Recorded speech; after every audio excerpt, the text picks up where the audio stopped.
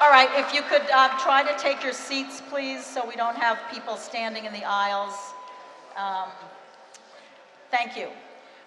Good evening. I'm Martha Bakos-Dietz. I'm the president of the Brooklyn Heights Association. Some of you may know me already from the annual meetings, but thank you. On stage here with me is Hillary Yeager. You probably all know Hillary Yeager. She's a co-founder of the BHA's co-sponsor for this evening, A Better Way. Hillary and I and our entire organizations are really excited, especially with the size of this crowd. I mean, we were hoping people were interested enough to turn out this way, but thank you all so much for doing that. Your enthusiasm has really kind of spurred us on in all the actions we've been taking, and everybody associated with us has been going. You know you've helped us to be really effective because the mayor today, as many of you have probably read, and Hillary will address this a little bit later, announced the formation of a panel of outside experts, which is something BHA and ABW had been asking for, to develop ideas for the BQE reconstruction. So that was, yeah.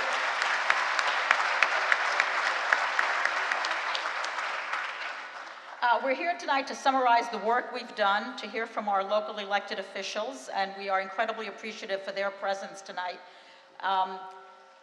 to see and discuss some alternative plans and to outline what's coming forward.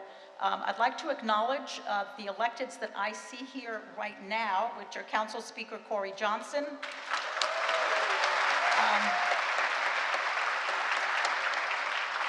State Senator Brian Kavanaugh, Assemblymember Joanne Simon, and we're of course expecting many others, several others who are going to come and address us, as well as the electeds who are here already.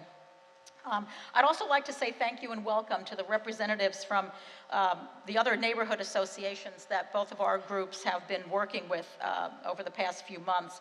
I believe they're all sort of seated in this area: Fort Greene Association, Borum Hill, Willowtown, Atlantic Avenue, and Montague Street Bids. Cobble Hill Association, Fulton Ferry Landing, Dumbo Action Committee, Dumbo Neighborhood Alliance, Cadman Towers, Community Board 2. If I have forgotten anybody, please forgive me, but I think that covers all the groups. Oh my goodness, I'm very sorry. Nancy Webster from the Brooklyn Bridge Park Conservancy. Sorry. That's why I said it, because I knew I'd forgotten somebody. We all know by now that on September 27th, 2018, DOT sprung on us 2 alternative plans to rebuild the BQE. They outlined a plan to build a 6-lane elevated highway at the level of the Brooklyn Heights Promenade for the duration of the BQE reconstruction, as well as a plan that has the potential to flood our local streets with traffic. The Promenade Highway is particularly devastating and must be taken off the table, but both plans are unacceptable.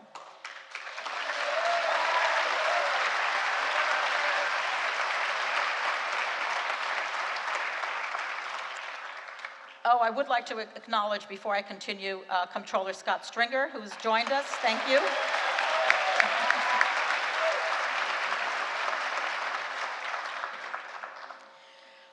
We quickly set up a task force, the BHA, comprised of professionals in architecture, transportation, real estate, infrastructure financing, strategic communications, and law, to counter DOT's proposal and to assess how to deal with this major reconstruction project that could inflict massive disruption on communities all along the BQE corridor. Here was an opportunity to dismiss the ghost of Robert Moses and encourage creative thinking well beyond that demonstrated by DOT's 2 options. At the same time, a group of enthusiastic and savvy Brooklyn Heights residents got together and formed A Better Way, representatives of which join us at our task force meetings. And I'll let Hillary tell you about her group. Thank you, Martha.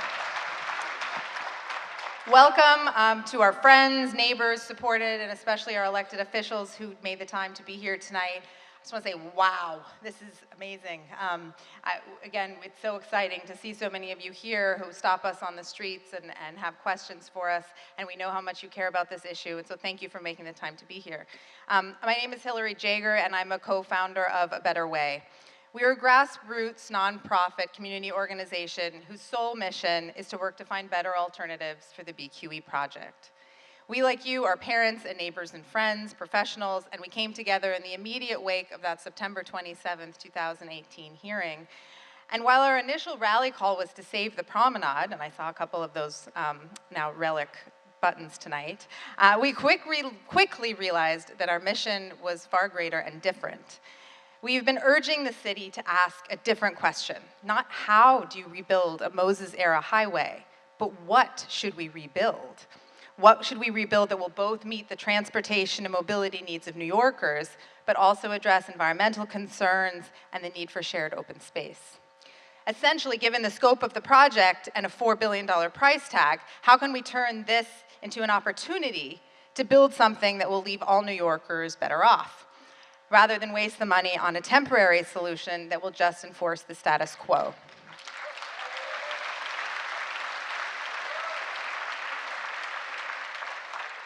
With the BHA and many other civic organizations, many of whom are here tonight, we've been working intensely towards that goal.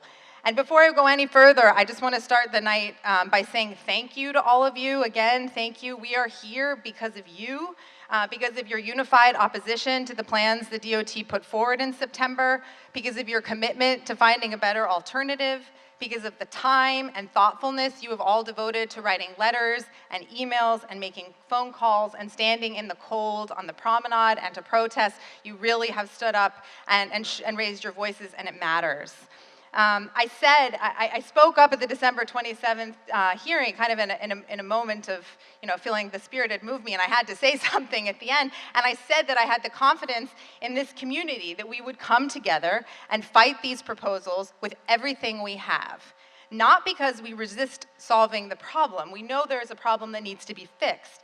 But simply because these proposals put forward ideas that are lacking innovation, and we have been fighting them, and we will continue to fight them, and because of your efforts, we have made significant headway, which you're going to hear about tonight. Thank you. This has been a big week, no pun intended. I had to do it. Yesterday, the RPA released its report on traffic alternatives, which you will hear more about later. Today, the Bjarke Ingels Group, known as BIG, released their visionary plan to turn the BQE, the Brooklyn-Queens Expressway, into the BQP, or the Brooklyn-Queens Park. And we could not be more excited that they are here tonight to present to you this proposal publicly for the first time. And mere hours ago, perhaps not a coincidence, as we were in the final stages of town hall planning and Martha and I were on the phone nonstop, the mayor announced his plans for the expert panel and essentially restarting the process.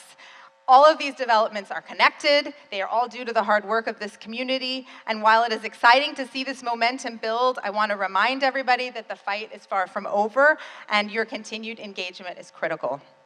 As I just mentioned today, the mayor announced the creation of an expert panel to evaluate the BQE options. I hope all of you have heard about it a little bit. This is a big step in the right direction, and one which happened because of the voices that were raised here. In the mayor's own words, City Hall and DOT, quote, wants to vet all ideas and make sure they get this right. The city says it's committed to engaging in a transparent, collaborative process to find the best solution.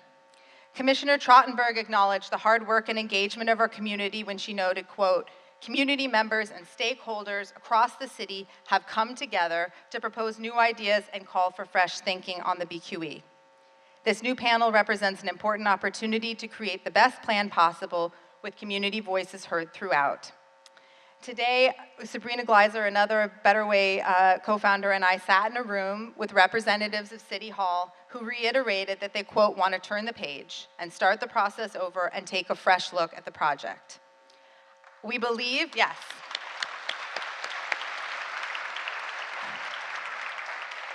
I believe that they were sincere when they said they want to earn back the trust of the community and intend to proceed in a more transparent fashion.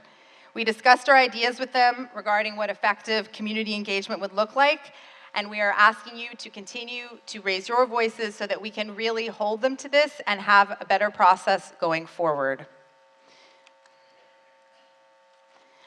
We're very encouraged by this development. We hope you are too. We see this as a huge step in a process that's going to be a marathon, not a sprint.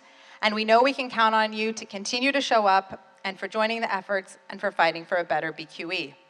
The silver lining of the past 6 months for me, and I think for Martha and many of us in the room, has been witnessing the resolve, passion, engagement, creativity, and energy of this community firsthand. And it's really nothing short of inspiring. So hands of applause to all of you.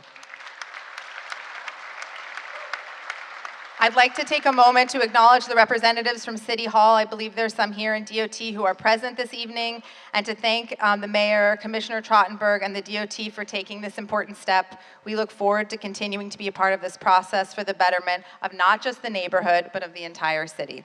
And now Martha's gonna tell you what's up next.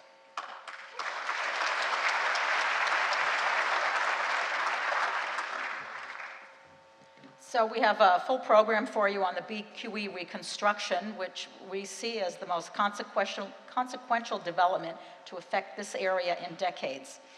You'll learn what our two organizations have been doing to date to respond to the challenge posed by the DOT's plans for the BQE reconstruction. You'll hear from Council Speaker Corey Johnson, Comptroller Scott Stringer, Council Member Steve Levin, Borough President Eric Adams, State Senator Brian Kavanaugh, and Assembly Member Joanne Simon. You'll have the opportunity to see the various concepts and plans that have emerged to date as alternatives for the BQE reconstruction. And you'll hear what we and the ABW are planning for the future. We'll end with a question and answer period, so please, you have cards, or most of you should have cards. I don't know that we had enough, but these white cards, they were provided for you at your seats. You can pass them to volunteers who will be kind of walking up and down the aisles as the meeting goes on. The one exception to saving those questions for the Q&A at the end is that we'll have a separate Q&A for Comptroller Stringer when he has finished his remarks and presentation. The rest of the questions we'll ask at the end of the presentations. So please fill out those question cards, even if you don't have a specific question for any of the electeds or for any of us up here, but we can keep track of your email addresses and keep you posted if you're not already on one or another of our email lists. Your voices and participation really, really matter, as Hillary had said, so it's important to keep you posted and to let you know what we're all doing. Thanks. So just to clarify, our group's objectives, a lot of people ask, is this just about rejecting the Promenade Highway? What are the objectives of your group? So we wanted to clarify that for everybody. Our objectives are to reject both the Promenade Highway and DOT's quote-unquote traditional approach, and to urge the DOT to go back to the drawing board. I think what we saw today is a good step in that direction, but we're going to continue that fight. Another objective is to call for a transparent process and meaningful community input, to shape a broad, long-term view of the region's transportation needs in order to develop a 21st century solution. I touched on that before, but this idea that we really see this as an opportunity to use decaying urban infrastructure to do something positive as opposed to just a problem that we have to fix. And maybe this is an option that's needs to include tolling, certainly with the passing of congestion pricing, and congratulations to State Senator and Assembly Member for that. That's a huge step for this project. How that fits into this and thinking about an answer and a solution. And we've also been trying to create space for alternatives to emerge. And it is pretty amazing to live in a community where this many plans came out. So that, Mark Wooters, many of you have heard about Mark Wooters' plan he's going to present tonight. Of course, the comptroller took it upon himself and his staff to come up with an alternative, which is amazing. And Bjarke Engel's group, several of them live in the neighborhood. So again, this idea that there is so much creativity in New York City, we must use it. We must harness it to work together to overcome whatever obstacles there are in terms of state and city and federal cooperation, we must use all of this creativity and energy to come up with a solution that is really a positive, innovative answer and leaves the city better off.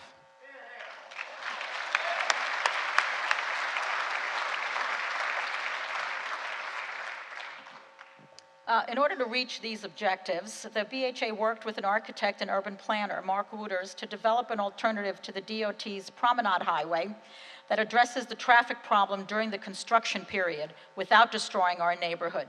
You'll hear from Mark later. Both the BHA and ABW engage transportation consultants and transportation engineering firms, strategic consulting firms, and law firms to assist us through this entire process. We've had numerous meetings with all our elected officials. They might be a little tired of us, but we're gonna keep at you guys. And we're incredibly grateful that so many of them are here tonight. We're also looking to jointly retain experts in a variety of fields as this entire process unfolds, in highway engineering, in traffic management, in air quality, noise management, and historic preservation. I'd like to talk for a minute about one of the first things A Better Way did, and that is we approached the Regional Plan Association, which I hope many of you have heard of now, but they're a preeminent civic organization devoted to the intersection of transportation, the environment, and land use. And we thought, wow, perfect. This is who we need to talk to. And so we approached them, and they, of course, knew about the project. And as I'm sure many of you saw, Tom Wright, who's the president, is one of the individuals who has been selected for the mayor's board of experts.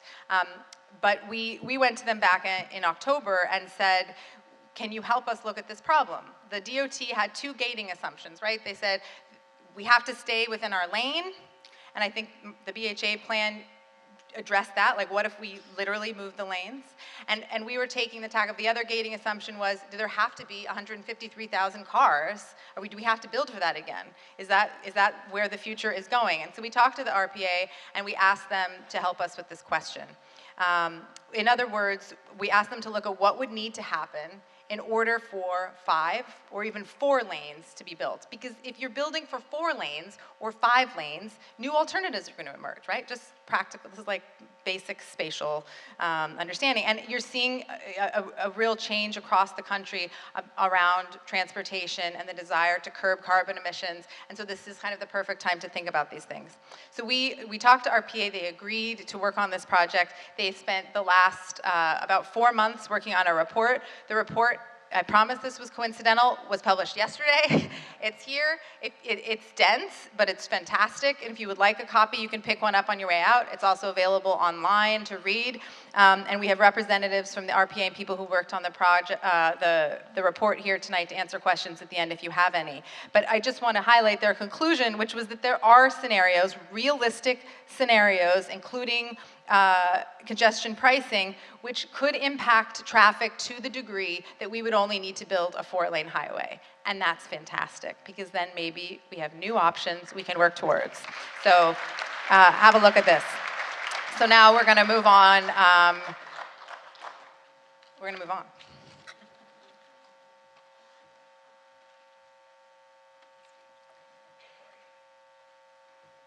So I'd like to acknowledge Assemblymember Steve Levin, who's just joined us. Thank you.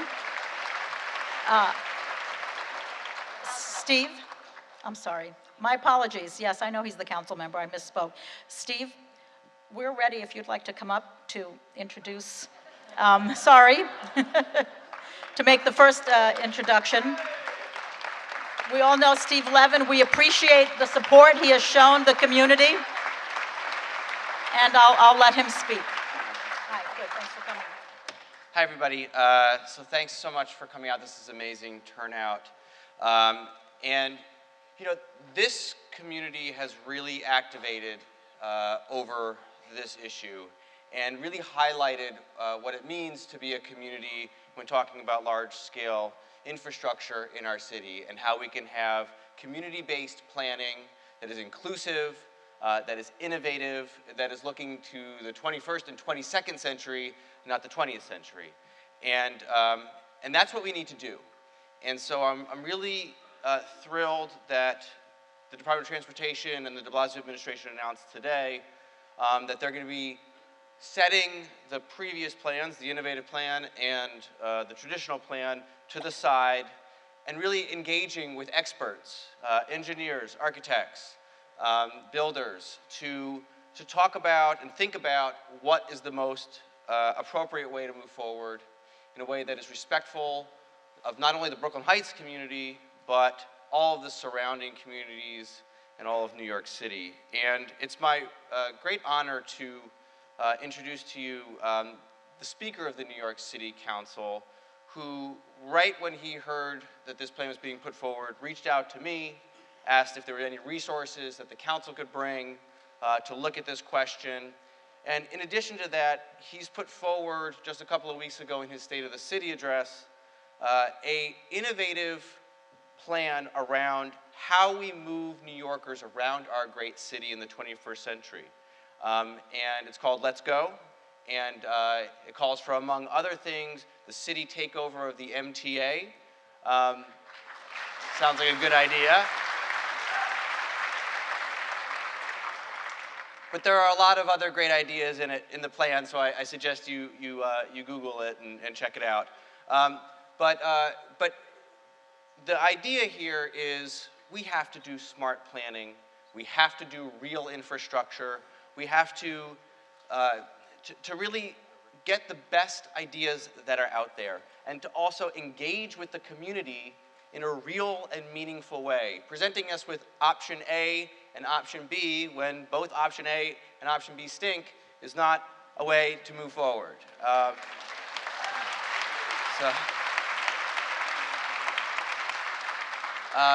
So with that, I'm going to turn it over to our speaker, Corey Johnson of the New York City Council.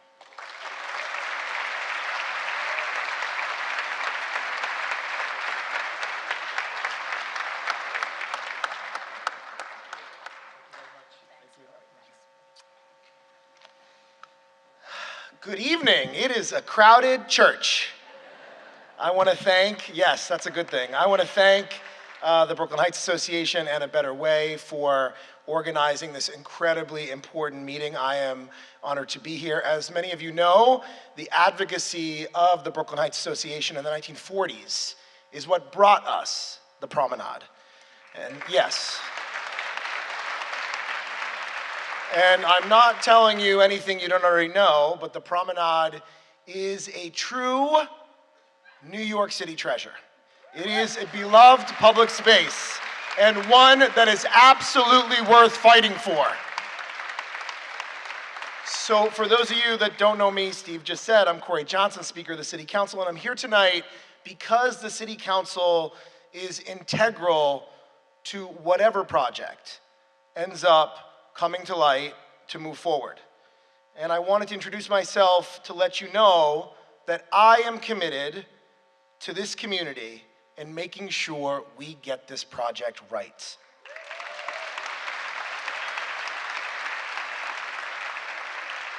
So for those of you that don't know, it's important to say, the reconstruction of the BQE must go through, it is required to go through our land use process. So a project cannot be done unless the City Council affirmatively votes on that project at the end. So the council has a very big role, and the council's not the only one who has a role. The state legislature has a role as well, and you are extraordinarily lucky to have Assemblywoman Joanne Simon and State Senator Brian Kavanaugh as your representatives, because they are the best. So the legislature has a role as well. The council and the legislature have to approve any changes to parkland that could happen during this process. So that's another backstop that exists. So simply put, nothing can move forward without the support of the council and the state legislature.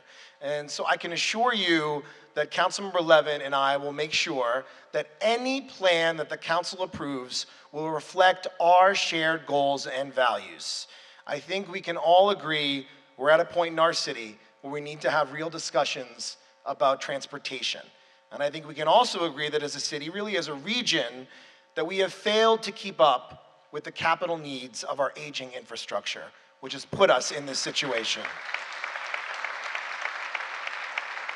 Meanwhile, technology has changed how we move around, and our city's growth has changed where we're looking to go.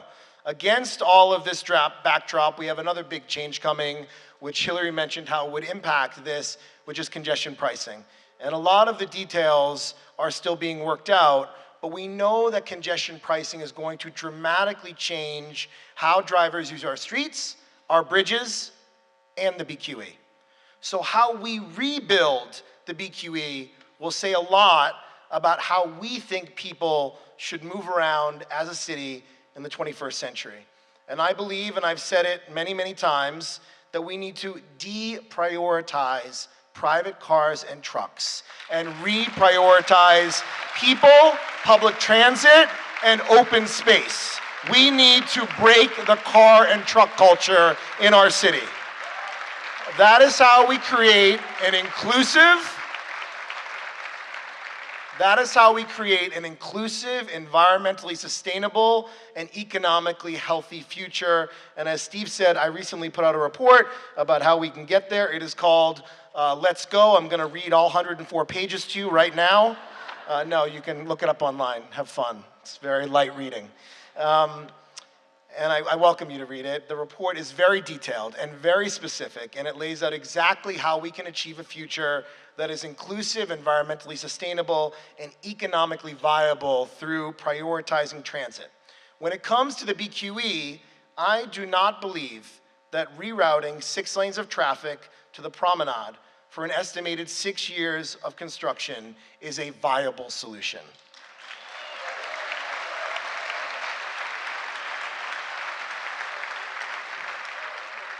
The DOT's innovative plan traded one problem for another, and the traditional plan was going to hurt not just Brooklyn Heights, but also the surrounding communities of Cobble Hill and Red Hook and Sunset Park. And I called on the mayor, as did the other elected officials here, to get creative and find a solution that doesn't assume cars take priority over people. And I want to give him credit for heeding our collective call. It was everyone's collective call. As has been said already, he announced a panel to evaluate options going forward with the BQE. I don't know why it took so long to begin considering other ideas, but I do welcome the change in approach. But the council has an oversight role here, and Steve and I take that oversight role very seriously, as do Joanne and Brian for the role of the state legislature. To that end, the council will be hiring an independent firm to evaluate each of the options that are presented so we can understand the pros and cons of every option that is put on the table.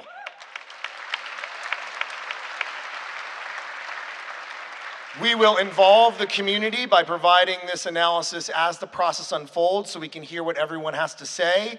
And our guiding principle is this: if we're going to spend billions and billions of dollars on a project that is important to our city and to this neighborhood, shouldn't the end result be better than what we began with? That should be the guiding principles.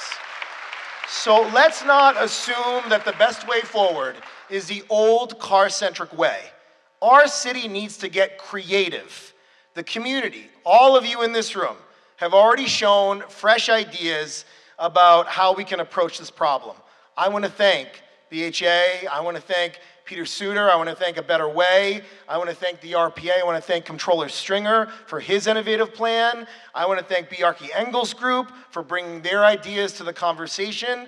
I look forward to continuing to work together through the development of options and the environmental impact statement collectively as a community. And in addition, my staff, Raju Mann, the land use director of the city council, is here, sitting next to Councilmember Levin, is here to make sure that the council serves as a resource for this community, and we're happy to answer any questions.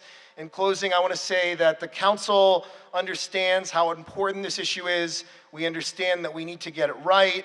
We can't afford not to. This is our future. When people told Jane Jacobs she was crazy for taking on Robert Moses, for saying we should have a massive expressway cutting the neighborhood of Soho in half, people fought back. The neighborhood fought back.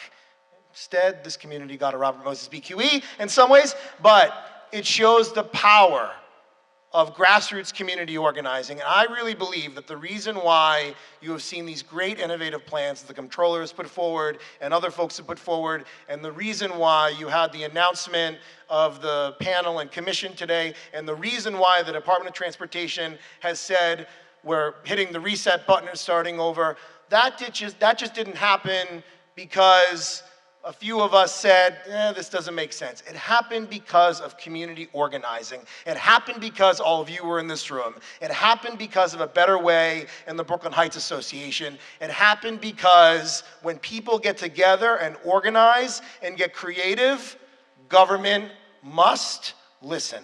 So I look forward to doing this work with all of you. Let's get it right. Let's do the right thing. Let's break the car culture. Let's make sure that we save and keep the Brooklyn Promenade. Thank you all very much.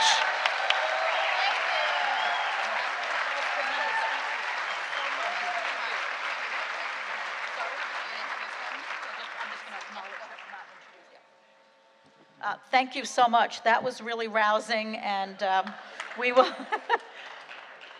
We look forward to working with Speaker Johnson in the future. I just wanted to very quickly, before Hillary introduces our next speaker, acknowledge some other officials who are here. Dan Abramson from the mayor's office. I'm not sure exactly where everyone's sitting, but thank you for coming. Oscar Jonas from Velmanet Montgomery's office.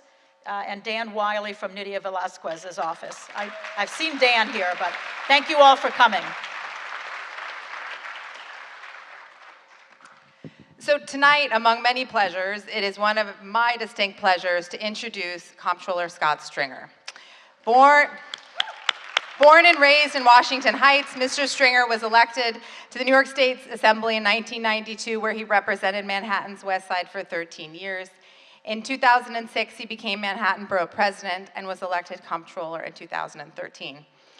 But what I want to say, Comptroller, on behalf of the community, is the deepest and most heartfelt thank you, because you took a stand really early in this fight, and you stuck your neck out, and you came out on one of the coldest mornings, on one of the most frigid mornings in January, and you mobilized the community to come out on the promenade and joined us.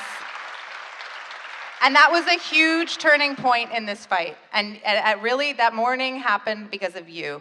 And then you took that commitment a step further by using city resources at your disposal and your fantastic staff to come up with your own proposal. I mean, when we found out about that, I was blown away. It was fantastic. And what was really exciting, at least for me, working on this every day, was that this was what we had been talking about. This was the first time we had seen a proposal, somebody really work on something that was truly innovative, that was saying, let's just step back. How can we think about this project in a really new way? And it's controversial, and there are people who have lots of questions about it, and that's what happens when you ask a big question in a hard way, and you say, let's do something crazy. Let's really rethink it, and you did that. And we are so grateful that you put the resources into it and that you tackled this head on. And you are, I think what's really fantastic also about your proposal is that it seeks to connect communities. And what you're trying to do is use green space and park to create a connection. And where highways have divided communities, you can use park to unite them. And that's what your plan, one of the things it does. It unites the communities of Cobble Hill by covering the trench through Brooklyn Heights and down into Dumbo, and it really emphasizes the use of green space and a commitment to the environment. So on behalf of A Better Way and Brooklyn Heights Association, thank you, and please, I want to welcome you to the stage.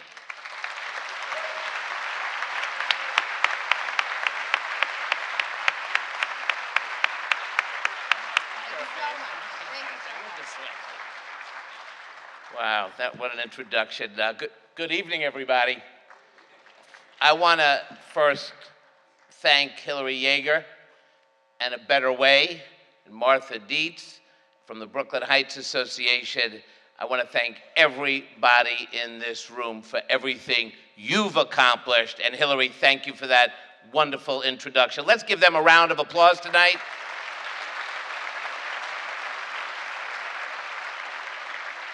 6 months ago, the city gave this community a false choice of a 6-lane highway above the Brooklyn Heights Promenade or a lane-by-lane closure.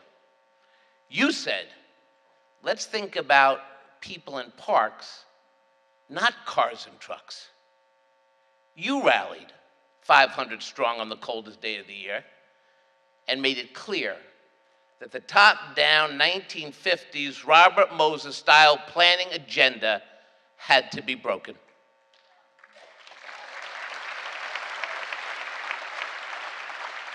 This community said repairing the BQE is an opportunity to reimagine a vital section of our city for the future, and you were right. And now today, here we are, with a range of options to consider. After our rally at the Promenade, my office met with community leadership, Better Way, Brooklyn Heights Association, to sketch out a sustainable and green alternative. And we actually produced one. A number of us said, let's put pen to paper. Let's see how we can sketch a green alternative. And we slowly started to produce a community plan. All of you showed that we shouldn't settle for less, and you demanded more. You said, think about parks and public transportation.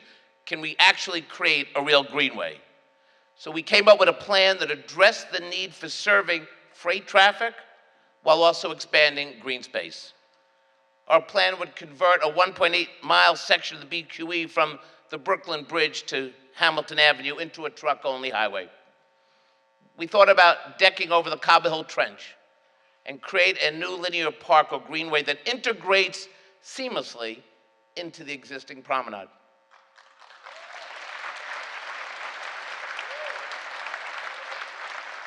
Now, in the process, we talked a lot about stitching back together neighborhoods that have long been divided by the BQE.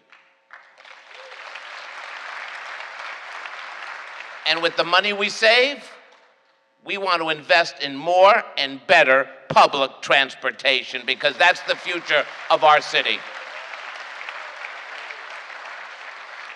Now, this idea is just one of the many plans being proposed. Because the bottom line is we want choice. That's what community-based planning is all about. And tonight, you're going to hear an exciting new proposal from a professional architecture firm that will show you compelling renderings and offer yet another vision. And isn't that the point? Isn't that what we should be thinking about as community? Community organizations coming together. A world-renowned architecture firm, the RPA, the Controller's Office, taking a break from finance and getting into the architecture business. A borough president who joined us at that rally. Council member Steve Levin, Speaker Johnson, and two excellent Albany legislators who I can't believe are awake enough to be here after that session, Senator Kavanaugh and our great Assemblywoman. Let's give them a round of applause as well. But I want to just say one other thing. While we're here tonight to discuss the BQE, this isn't just about the BQE. This is about putting a marker down to let our city agencies and the people in power know that when you listen to communities, when you listen to the bottom-up approach to planning, and you break not just the car culture, but the development culture of the 1950s, you can create a new vision that reduces pollution and asthma. We gotta build communities that are clean and safe. We have to understand that it's the children who will suffer if we don't get it right. And that's why the BQE is not just an enormous challenge, it's actually an enormous opportunity. Because if we can build on community-based planning here, it will be a rallying cry to every neighborhood in the city. And that's why this is an important meeting. We can't keep building luxury towers.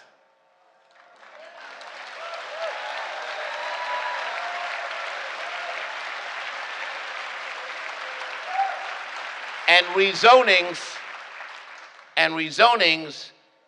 in the name of affordable housing. Because, folks, that affordable housing is not affordable to all the neighborhoods in Brooklyn, and you know that.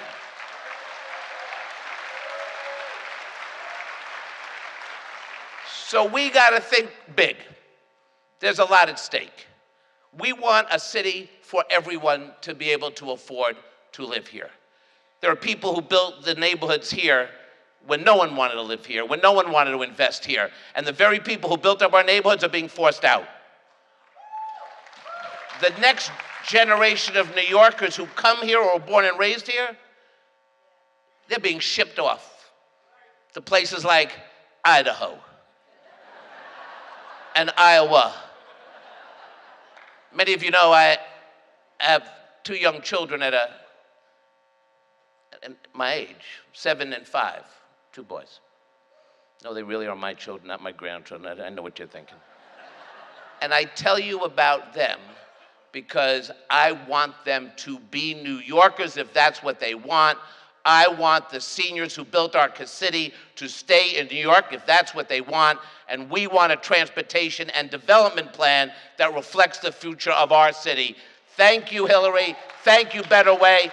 Thank you, BHA. Thank you, elected officials. But most importantly, thank each and every one of you who are standing up tonight for your community. And you are going to win time and time again. Thank you very much.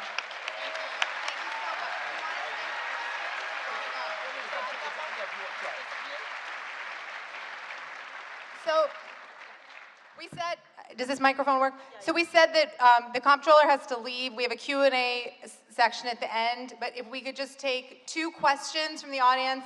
If you have a question, stand up, and we have volunteers with mics who will come to you. So raise your hand. And this is a question specifically for the comptroller. If you have other questions, you have to wait. Thanks. There's a question back here. Serena? Oh, hi.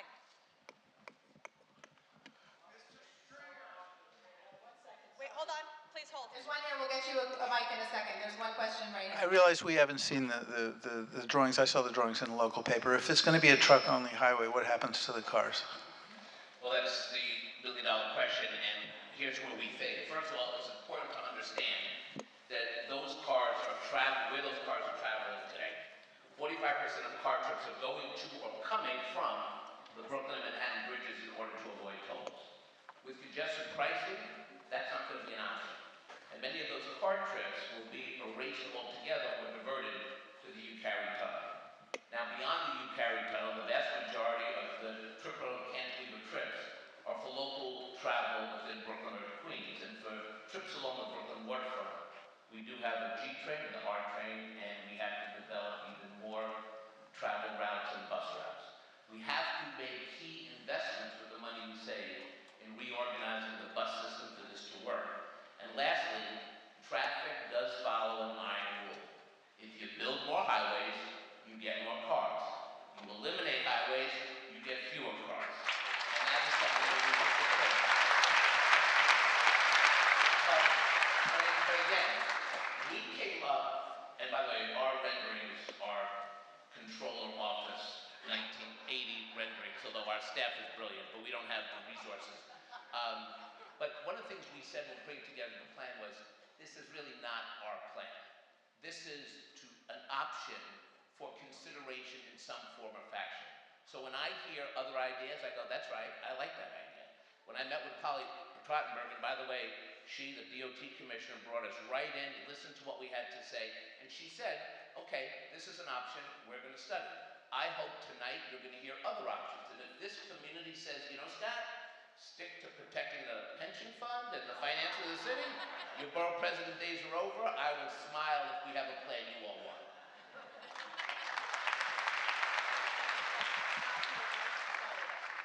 Mr. Stringer. Yes, sir. Hello, hello. I don't know. Is it coming in? Mr. Stringer. Sir. Yes. I want to know, it's like, one of the things that I've been hearing about a lot is about transportation and how messed up it is. But one of the things that nobody ever talks about is the fact that we have a lot of free vehicle storage on the streets. 40% of our capacity is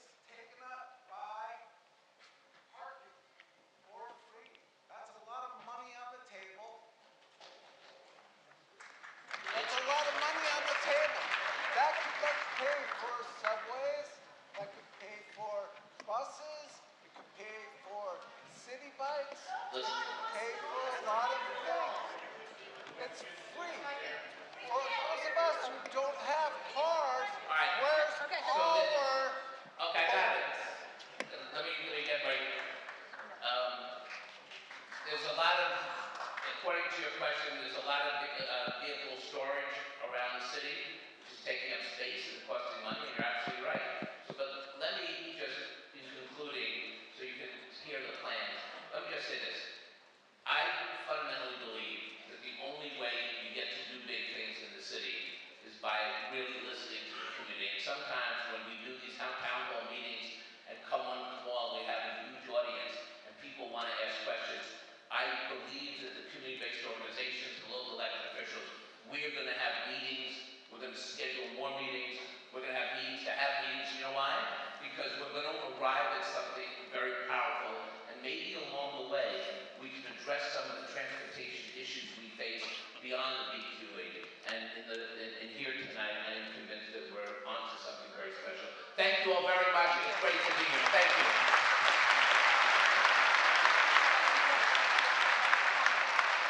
Should we remind them that we're going to be going through and taking cards? So people know. Yeah. They know. Also a reminder, a good time to remind you, if you have a question, and I know a lot of you do, please fill out these handy cards. Please raise them or pass them to the volunteers. Can the volunteers raise their hands for a minute? Pass them, wave it, we'll pick up your cards, because we're going to try to do a really efficient Q&A at the end. That's our goal, so I think you will all appreciate that. So we're going to move on with our program. Thank you.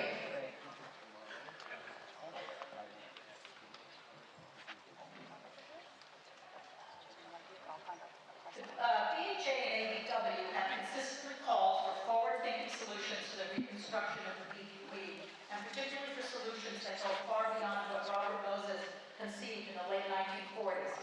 We've challenged the city, the planning and architecture professions, and the community to think about how the BQE can be rebuilt to better meet the needs of the region. All the work that our two groups have done to raise awareness of this issue has led to the emergence of the extraordinary plans that you're going to hear about tonight. From the BHA Movers Temporary Parallel Method to Comptroller Stringer's truck zoning proposal, to the Tri-Line Plan conceived by Brooklyn Heights resident Mark Baker, to the latest, a comprehensive plan by the architecture firm Garth Ingalls Group, a plan which actually shares a basic concept with the Tri-Line Plan. These parallel efforts demonstrate that good ideas arise from many different sources, and given their local origins, that the community can make a significant contribution to imagining a better solution for our city. These ideas represent exactly the kind of creative thinking that our groups had hoped to encourage. First up is Mark Wooters, architect, urban planner, Brooklyn Heights resident, and head of Mark Wooters Studios.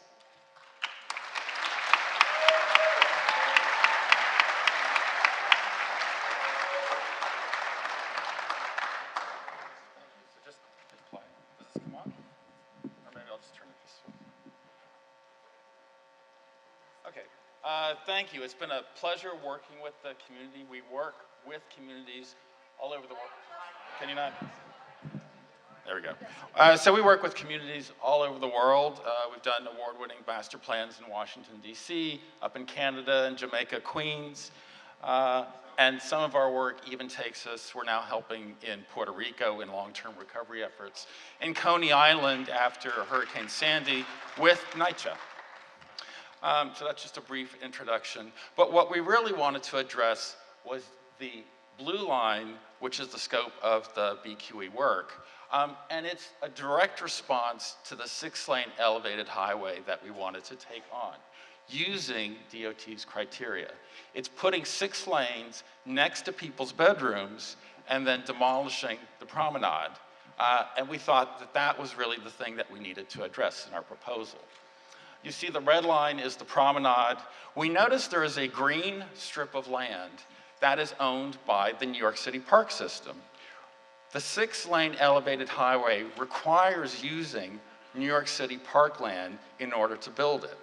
And that was one of the assumptions that was made. All alternatives require use of New York City parkland in a temporary format. So we wanted to look at an alternative to the 6-lane. This is not a permanent solution, it's how you get to a permanent solution in the long term. It's called the temporary parallel bypass method.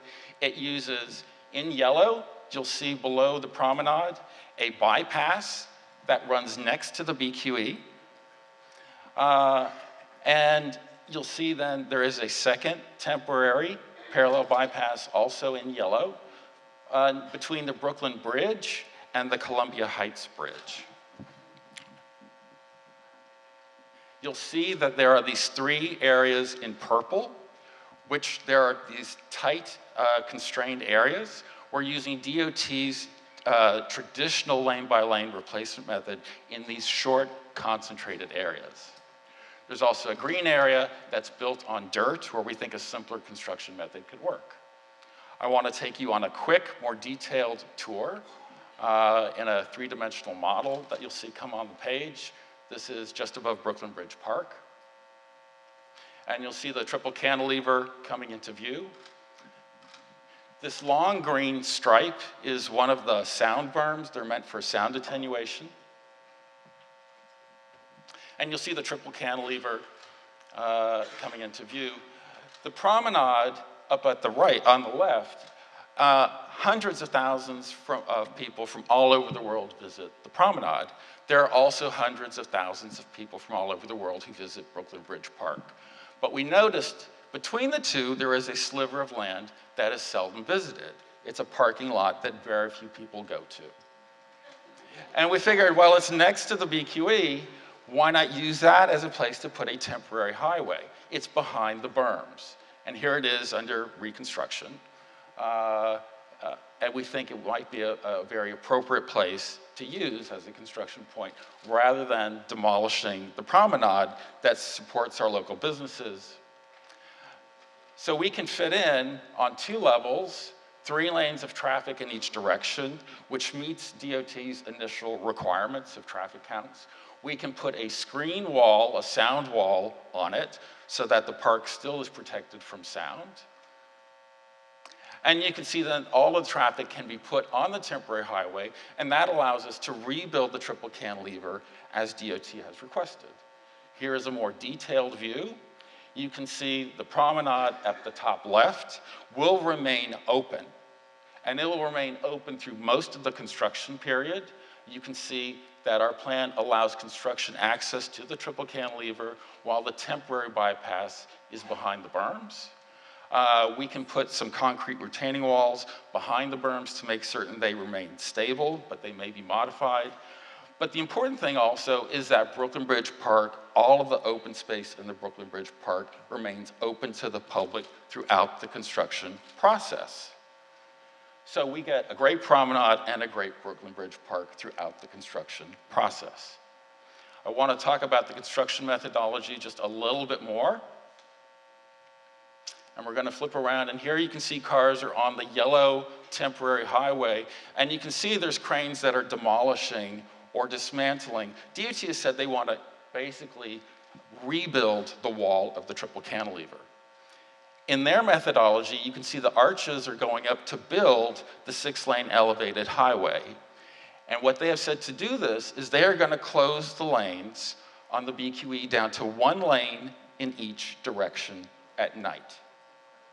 It will take 2 years to build the 6-lane elevated highway, according to what we have been told. So there are lane closures involved, even in the 6-lane. In our methodology, our temporary highway can be built during the daytime, all the traffic can be put on it, and then the cranes can work during the daytime on the existing BQE. We think this will be an easier construction methodology and perhaps could save cost and time. Many people ask how the connections to the temporary bypass will work. This is the first of these 3 purple areas, the lane-by-lane replacement, where there are these tight areas in the plan. The first one is at Girolamo Street. You can see we tried to keep these to very short segments to simplify the construction time. The other one is where the Columbia Heights Bridge is located. And the pairing off would be sort of near where Clark Street is located, or where the old pool was located. And now we're going to move on to the area between the Brooklyn Bridge and Columbia Heights, where the dog park is located. There is an existing DOT on-ramp onto the Brooklyn BQE, and we're proposing that the temporary bypass be also located there. It's mostly on DOT land. You only need a very thin sliver of the dog park. The dog park can remain open throughout the construction. In red,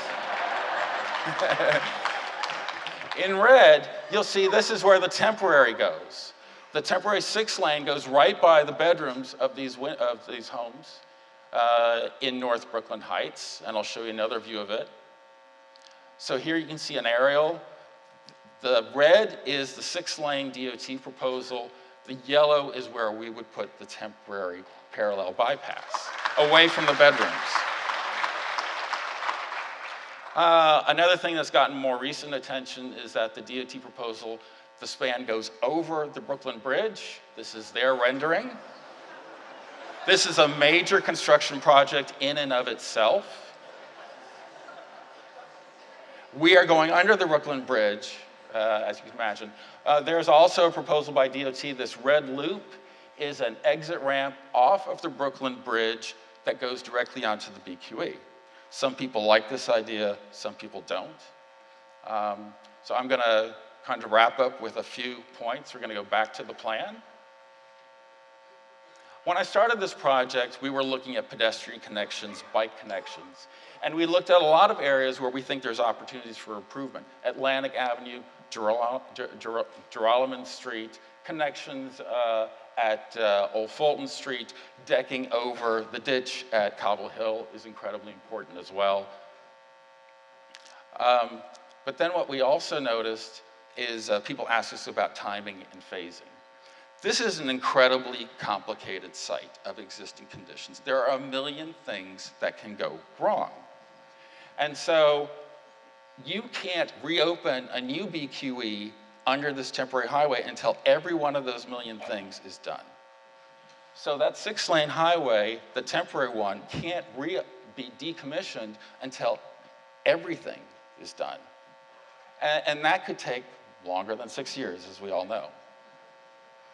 In our approach, we're using a segmented method, in which if there is a problem that's hard to fix on one end, you can actually still open and completely open segments at the other end. So parts of our plan can be reopened at early starts, and you can declare early victories. And you aren't stuck with this 6-lane elevated highway for years on end.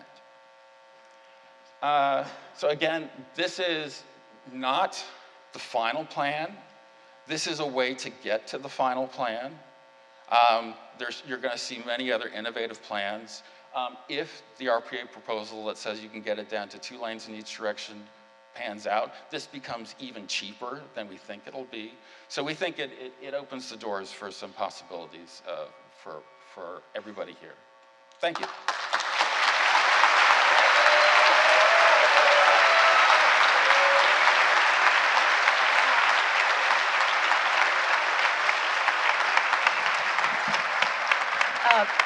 Before we continue with our program, I just wanted to acknowledge the arrival of our borough president, Mr. Eric Adams. Thank you for coming. We'll be hearing from the borough president a little later, as well as from our state legislators, but we're going to just continue with the alternatives part of the program right now. Thank you. So next up is our very own Mark Baker. Many of you know Mark Baker from the community, from the work he's done in Brooklyn Bridge Park. I'm thrilled that he's here with us tonight. Many of you have seen his tri-line plan, and we are amazed that he is able to come up with this as he goes jogging, because I'm not able to think about anything except how much I hate jogging when I go jogging. So he's a pretty amazing man. And welcome him to the stage, and I hope if you need the bathrooms are in the back. Fill out those question cards and stick with us. There's lots of good stuff to come.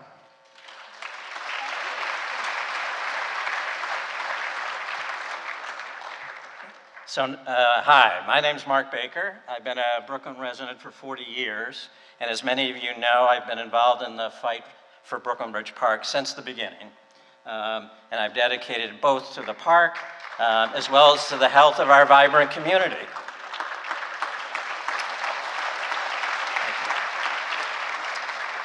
So late last year, after seeing the DOT proposals, I was jogging in Brooklyn Bridge Park, which is what I often do. And I came up with my own alternative for the BQE rehabilitation plan.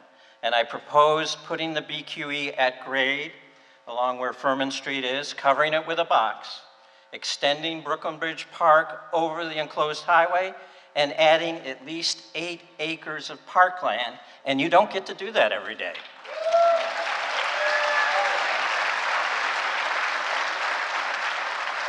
I called my idea the Tri-Line Plan, as it would repurpose the antiquated highway and the triple cantilever and turn it into parkland. And they did that in Manhattan, so sure as you can see it, we ought to do it here in Brooklyn. Yeah. You can see my plan on the web at thetriline.com, and I thank the many of you here tonight who guided me along the way. I was very pleasantly surprised recently when I learned that the renowned architecture firm Bjarke Ingels Group, known as BIG, had been working on their very own proposal, which, like mine, called for putting the BQE at the level of Furman Street in a vented box and then covering it with a park. As I heard BIG's proposal, I felt like my baby had grown up and gone to college. Graduate school, really, yeah. In the face of environmental concerns, which are so real with the BQE, and technological innovation, we need grand plans for our future transportation systems, and BIG has devised just such a plan. Founded by Mr. Ingels in 2005 in Denmark, this architecture and planning firm now has a major presence right here in our community in Dumbo. BIG has garnered international plaudits for its work, and many of you will recognize its name in connection with the Via 57th Street West, the dramatic residential building on the west side near the Hudson River, and for the Big U, the resiliency plan to protect Lower Manhattan from catastrophic flooding. Those have been their projects. BIG is here tonight to present its BQP proposal, which goes well beyond just a design for a new highway. BIG is committed to developing social infrastructure, a design approach which considers how the built environment can enhance wider human needs. BIG has the expertise to come up with solutions for those pinch points, those purple points that Mark was showing us, as well as engineers that can assess the study, the proposed feasibility, and I enthusiastically support their work. Please welcome now Jeremy Siegel, the lead architect from BIG, who will present BIG's proposal in a public forum for the very first time.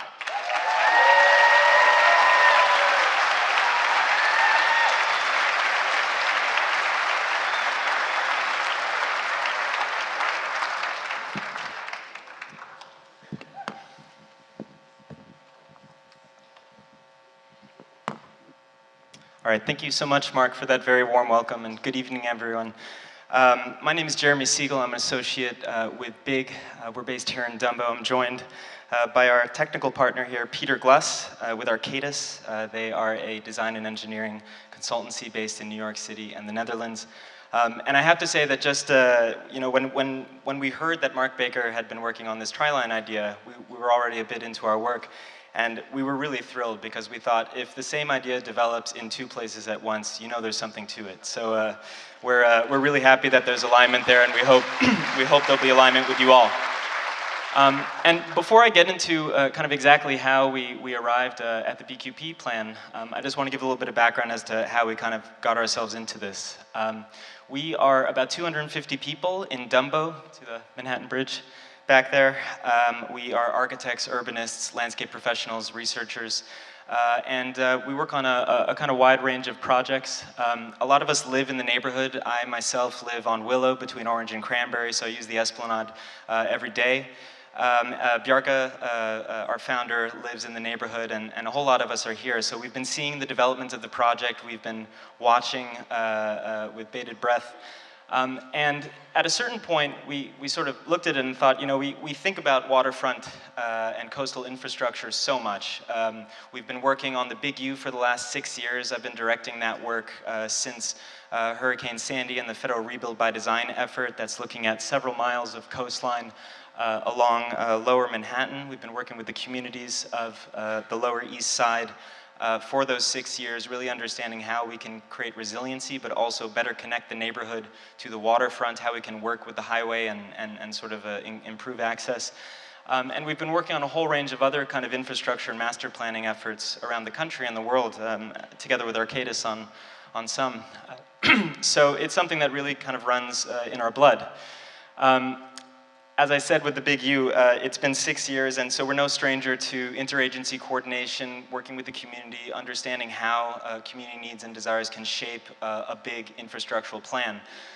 So we really kind of wanted to jump into it. So about a month and a half ago, we decided that we would do a pro bono study on this, see what we could come up with if we thought a little bit outside of the constraints that had been set forth in the city's current proposals, and see what we can do if we think sort of not about what we can't do and all the reasons we can't do something, but what's possible if we actually coordinate in the right way. The structure itself is something we're fascinated by as architects, the triple cantilever, as well as the kind of story of the neighborhood pushing the highway from Hicks Street out to the waterfront and demanding the esplanade. So we're wondering if there might be a happy sequel here. And we all know that the structure is corroding. By 2026, if it's not repaired, trucks and then cars will start to be forced off of it. So the city has been acting, with urgency. It's an urgent life safety issue, the constraints that they've been working with are really organized around that. At the same time, we want to make sure that the short-term and long-term impacts of this 100-year or more investment are the right ones. A lot of cities around the country and the world have already thought about their coastal highways. This is the Embarcadero in San Francisco, for any of you who have been there, which just a few decades ago had the Embarcadero Freeway. During the Loma Prieta earthquake, it was decided to be demolished, and then we have the wonderful public spaces that are there today. Even on Manhattan's own west side, as early as the 1970s, we still had an elevated viaduct. A truck crashed through it at some point, and it was decided to place it at grade and to build the 4.5 miles of Hudson River Park that we have today. So this is something that happens in cities as we rethink our infrastructure. And I think it's easy to kind of get fixed in the way things look today, but if you go back just over 100 years ago, in Brooklyn Heights, we had a very different condition, one where we had a really strong connection to the waterfront, in this case for port operations, and not for the kinds of things that we're doing today, but nevertheless a strong connection, and this almost poetic, kind of inspiring interlacing of the cliffside, the water, and the city. So to jump right into it, these are the conditions that we have along the main stretch, which Mark Wooters and others have been taking you through, where we have the triple cantilever, Furman Street, the parking strip, and the sound attenuating berm. DOT's current proposals are looking at sort of trying to limit encroachment on that right-of-way, so working within a sort of established jurisdiction. The construction happens below, or the deconstruction happens below, and then the park is placed above 6 to 8 years later. So while there are ways to find other solutions to stage that construction, what we want to understand is there a way that we can actually create this as a piece of social infrastructure? So not just repairs of an aging highway that then accommodates cars, but how can we double and triple and quadruple those investments so that they're working overtime? So we've been thinking of our approach as how do you go from the BQE, the BQ Expressway, to the BQP, the BQ Park. And it starts exactly in the same place that Mark Baker started, looking at this underutilized corridor alongside the back of the berm. So the first stage would include construction of that at-grade highway while traffic is still running on the existing BQE. This could start very soon with a retaining wall in the back side of that sound attenuating berm. A deck would be constructed over that, and once the deck was completed, traffic would be rerouted through. These would be very simple prefabricated beams and columns, a lower structure than the elevated tempway, so we think that there are some savings here in terms of complexity and cost. And then the park would sort of slide over that deck, which then leaves you with a series of kind of options for how you deal with that cliffside. One idea, as Mark Baker identified, is to sort of turn into the tri-line, this idea of preserving the existing structure and making it into a linear park. We could put in park amenities and other kinds of uses if that were desired. We have a local access road here, which becomes Furman Street, basically, jumping on top of this deck and still taking you from the north to the south. And interestingly, if you look back at the early plans for the BQX line, there was actually a spur running down Furman Street. When the planning advanced, that spur was eventually taken out of the plan, we assume because there was no corridor for it. But in this case, you'd be creating a corridor for BQX as a light rail line if that's something that were desired.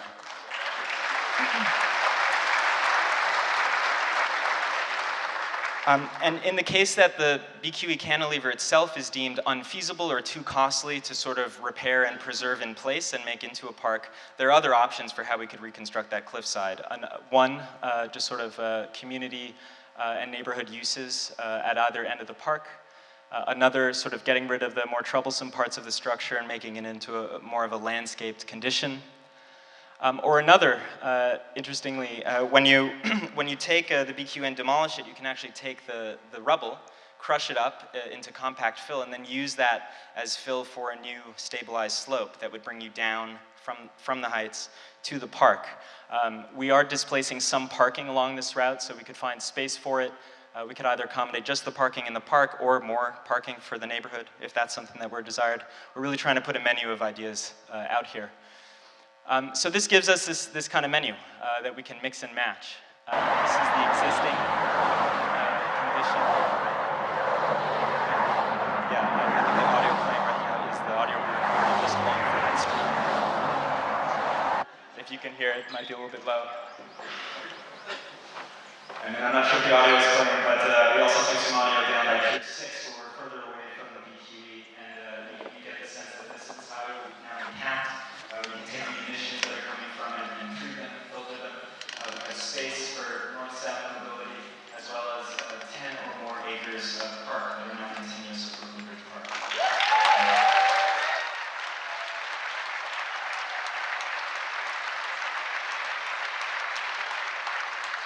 So that's kind of the fun part, that's the easy part. The thing that you really need to do to prove that these ideas work is understand, as Mark just pointed out, how the pinch points work and how we transition back. This might get a little bit technical for some of you, but I wanted to just kind of go through the thinking, so bear with me. First, there are a number of constraints that exist no matter what planning you move forward with. You have 360 Furman here, the Brooklyn Bridge Park headquarters in the 4-story Transit Authority building, Brooklyn Bridge Park Maintenance and Operations, which was just built, the MTA fan plant at the AC, as well as a series of subsurface utility lines running along Furman Street. In addition, when you start to look at an at-grade highway, you've got a few other constraints that are triggered. You have the MTA fan plant for the R train, the MTA electrical substation just north of it, and then 130 Furman Street here. So we've been going through all of these and understanding them in cross-section, understanding them from a technical point of view, and understanding basically just how to address each and every one of these issues. To give you a sense of some of the, some of the real constraints that we have to work with and address. The MTA substation is one of those constraints which would have to move up. From a technical point of view, this is something that happens. It's possible. We'd be raising it further out of the floodplain, so there'd be some resiliency benefits there. And it would require coordination with the state, who controls MTA. So this is, again, one of those coordination points. The MTA fan plant at the R train, these have tubes that go all the way down, so we're really trying not to touch these. And we actually have just enough space here for the fan plant. Some of those of you who are really familiar will know that there's an apron in front of it with a series of manholes, which is required for access. So by using our shoulders as kind of a gasket, which can expand and contract for those constraints, we'd be able to provide that access. The Brooklyn Bridge Park headquarters building, it's like a 4-story building, brick, some of you may be familiar, is one of those constraints that would have to go. It's one of the pieces of collateral damage, but okay, I guess that's not a big deal for most of you. Girolamo Street, it starts to get interesting. Oops, sorry. So here, you've got the wine shop here on the corner. You've got Girolamo Street here, and then you pass under that bridging structure. So here, the deck would actually continue, and we think we can continue the deck past 360 Furman, and I'll take you through that in a little bit. But at Girolamo, basically, there's the question of, how do you get up and over it? So what we're thinking at this moment is that the least impactful solution on the Girolamo Street side would be to actually create a cul-de-sac for cars. So it'd be it wouldn't be the same through access for cars that you have today, but you would keep a sort of stepping ramp and stair structure with green that would take people up and over the deck and into the park. On the park side, some of the feedback we've gotten from the outreach over the last few weeks is that keeping access for cars and for the bus in particular up and over would be desirable, and it's something we think we can accomplish given the kind of uses that we have at the ground floor of that building. So this is kind of our working assumption right now at Joralemon Street.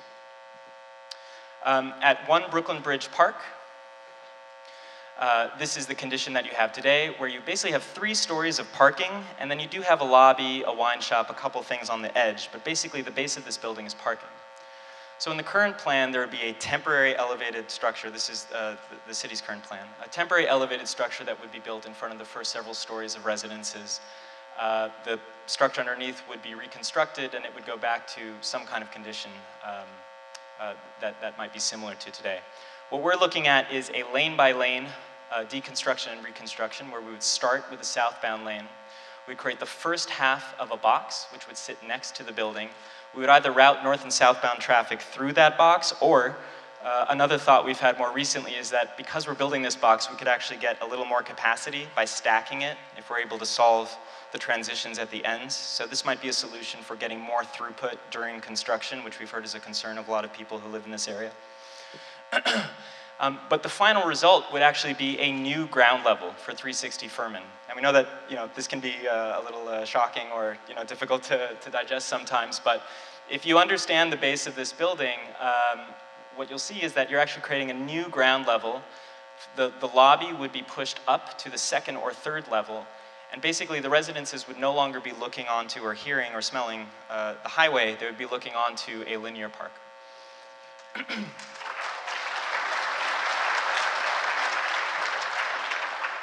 And finally, as we move to the south along Atlantic Avenue, this is the existing cross-section at Atlantic Avenue where we have the bridge, we have Pier 7, we have this kind of no man's land where you've got the cloverleaf and the intersection there. We're looking at an option that actually continues that deck. Now, many of you know that right past this, the BQE sort of ramps down and into the trench. So we could actually start that ramping sooner, even fully submerge it sooner, so that Atlantic Avenue can just slide right over the top, and eventually this matches into the trench.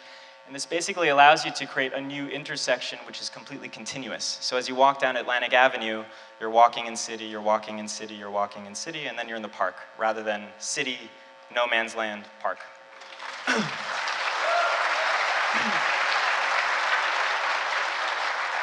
To give you a sense of what that looks like in 3D, this is Atlantic Avenue, Pier 7, Pier 6. The 360 Furman Co-op here is kind of ghosted, so you can see what's behind it. Van Voorhees Playground is here, which we've heard needs a lot of work. So the phasing is that the southbound lane would be deconstructed first, while traffic is rerouted to the northbound lane, but running both directions. Once that's completed, traffic would be rerouted to the southbound lane, connecting to the new at-grade highway up here, while the northbound lane is deconstructed. Once that is done and the deck cap is built, traffic would be rerouted in both directions.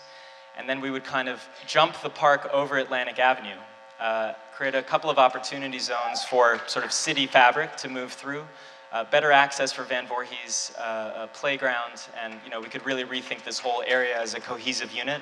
For those of you that know this area, it's huge, so this would really be transformative. And the coolest thing is that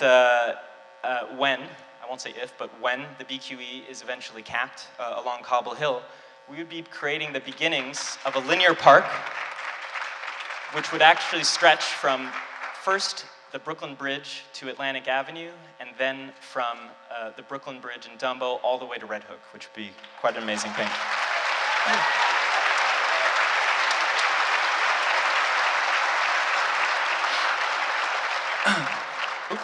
And finally, to the north at the MTA fan plant and AC for the AC line and the Pier House residence, the trick here is really how do you go from 2 at-grade lanes to 2 stacked lanes? So how do you make that transition? So I won't go through the details here, but we've been looking at it both. We have 2 solutions, one in plan, one in section. And basically, the southbound roadway would excavate down a bit so that you get clearance, and then they would both climb together. And then the deck would actually climb with that. So that in the 3D, looking here, this is Pier 2, this is the Pier House. I live here somewhere. Um, at-grade roadway built here, southbound deconstructed here. While this is happening, traffic is running on the northbound lanes, but running in both directions. We then sort of switch sides as we did before, route everything through the new system, and then the park is placed on top with Furman Street running up and over, and now a new connection from the Columbia Heights Bridge straight down into the park, which is a really different condition than you have today. So kind of all in all, combining all of those elements, showing how the phasing works along the whole system. I won't go through the details here. And what's the payoff? So for the repairs, we're kind of carrying two scenarios here because we're not sure what the condition of the BQE structure is. One of them is more the tri-line idea, where the existing structure is kept in place. It's turned into a linear park with amenities. We have Furman Street, the BQX, 10 acres of new park, and Brooklyn Bridge Park with the north and southbound lanes running below. Here's an overview of that same concept. And then the second scenario, where we demolish the BQE structure itself, compact the rubble, create a new cliffside, integrate parking, and have the same kinds of amenities in this scenario as well.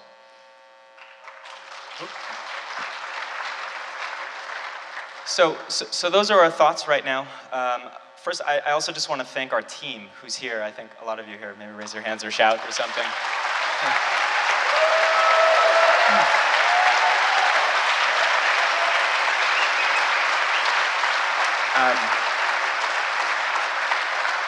But before we end, I want to turn it over to our engineer here, Peter Gless, to go through some of the technical sort of details with you.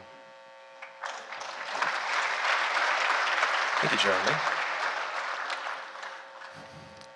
So as Jeremy said, I got involved a couple weeks ago, and we love this plan, we love the scope of this plan, and what we're trying to do is just sort of begin to dig into the details to understand critical flaws and just to get a sense of comparison between really the options that are out there right now. So, you know, for sure, this concept that Jeremy's talking about has a significant benefit from a feasibility perspective, from a cost perspective, from the community perspective, and from coordination perspective, and I'll get into it a little bit later.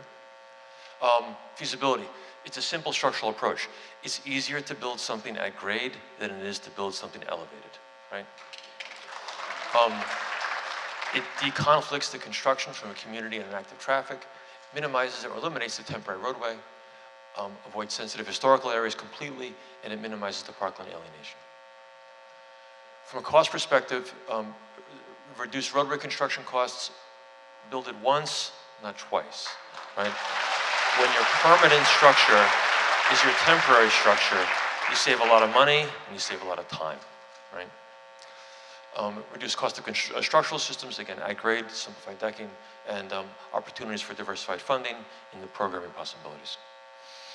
Community benefits, reduce construction impacts, preserves the historical promenade, vastly improves the waterfront condition, creation of a new park, improved north-south and east-west connectivity, improved sound and air quality, right? The finished product is an open space, a landscape, a neighborhood extension, as opposed to a triple-decker, traffic conveyance system, which is a really different way. Opportunity for the community, potential for BQX, light rail, creates potential for continuous linear park connecting the Brooklyn Bridge to Red Hook. So what this is a comparison, because all of these options have a lot of complexity, for sure, right? Jeremy and I have been working on this for about a month, a couple of weeks. As you get into the details of all of these options, they become complex very quickly, right? And so what we're trying to do is have a relative comparison just to get a sense of how these things stack up. And what this chart is just a basic comparison of risk.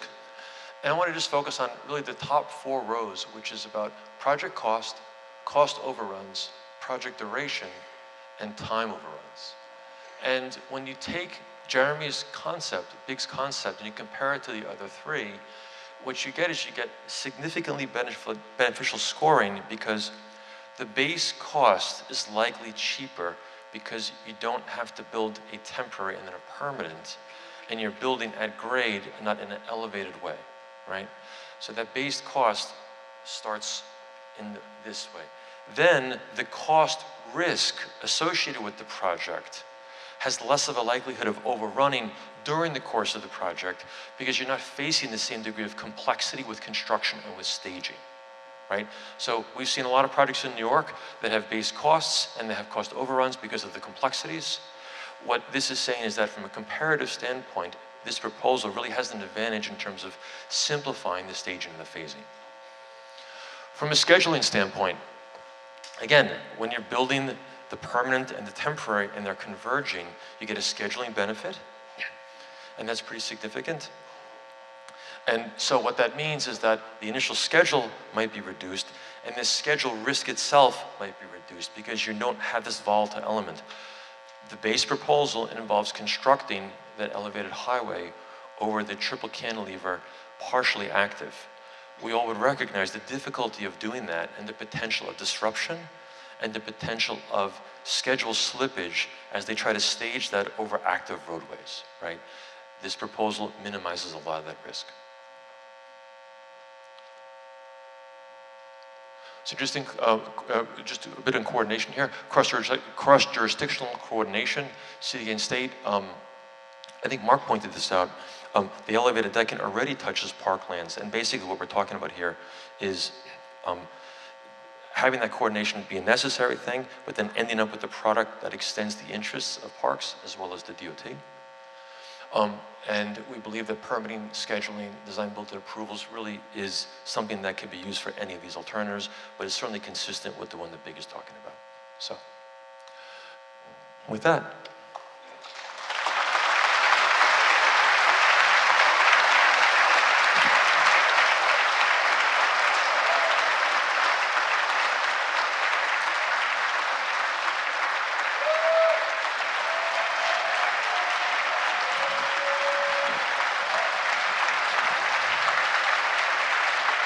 Wasn't that exciting? Wasn't that visionary? Wasn't that what you've been dreaming about? I just want to tell you, we went into BRK Ingalls Group a couple weeks ago to pitch them on working on this project through a neighbor and friend who knows BRK. And I went in there already, I was so nervous. I've had all these meetings, so I was so nervous to pitch them. And they gave us this phenomenal tour, and I thought to myself, I wish I worked here.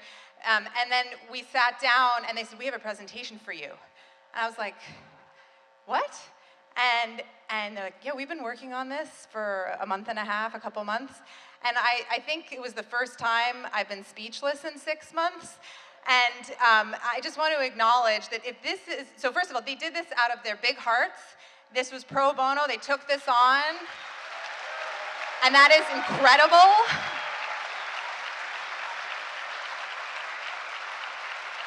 And we said to them, this is incredible, but we have to think about what happens in Fulton Ferry and in Dumbo and in the connections, and we have to think about what happens in Cobble Hill and the other neighborhoods. And they said, we know. And I just want to say, if this is what they can do in a month and a half, imagine what's coming. So I want to say thank you. This is incredible. It's incredibly exciting. And with that, we're going to move on. So I am extremely honored to welcome our very own Borough President, Eric Adams, tonight. As many of you know, Eric Adams is a native Brooklynite. He served as a police officer, New York State Senator. He's a coalition builder, and he's been our Borough President, the 18th Borough President here in Brooklyn. It is no surprise, given his commitment to the community and to Brooklyn, that Borough President Adams has been a vocal supporter for us in this particular struggle, and we are very grateful to him for that. We were thrilled. I think there was lots of hollering on the promenade in January when he joined us that freezing cold morning to explicitly reject the Promenade Highway. I think many of you were there and you heard it. I won't repeat it because we're in a church, but it was exactly what we had all been waiting to hear. And he continues to be a great supporter of our effort to build a coalition, to find a better way, and to fix the BQE. So it is my pleasure and honor to welcome Eric Adams, Brooklyn Borough President. Ladies and gentlemen.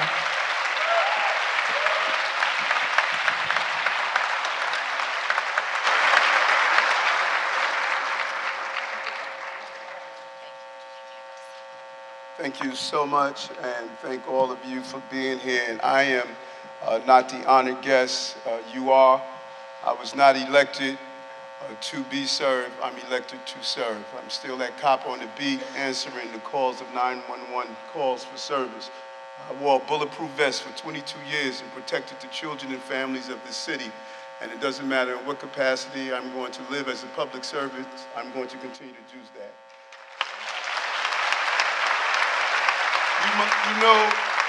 You know my position, it is clear, and it probably goes beyond others. I'm the only borough president in the history of Brooklyn that has a Metro card, takes the train, rides my bike, meditate in my office, eat healthy. So this is not, when you talk about reshaping highways, this is not just a political stance, it's a personal stance. It's about how do we define ourselves? How do we reverse the destruction of Robert Moses? We talked about the Lower Manhattan Highway that he wanted to build 57 years ago. It was actually people just like you that stood up and said we want to define our city. It's about what the Cross Bronx Expressway did in the 60s, ripped apart that community, and there's still neighborhoods that are still suffering from high levels of asthma. And how do they sort of stitch back? It's about the trenches that is built connecting the Gowanus. This is an entire conversation, and too many people in government, they not only think inside the box, but they're afraid to step outside the box. But my philosophy is that you have to destroy the darn box. You have to do things differently. But that's what Big did. Big thought in a huge way. And so I want to conclude. I love the proposal that Big put together, and I believe you're right. I think give them time, they can do more. But we have to do more. We have to stitch together this city, particularly this borough, where 57% of the people speak a language other than English at home. This is a smart community. Everything we're doing about this fight should be documented.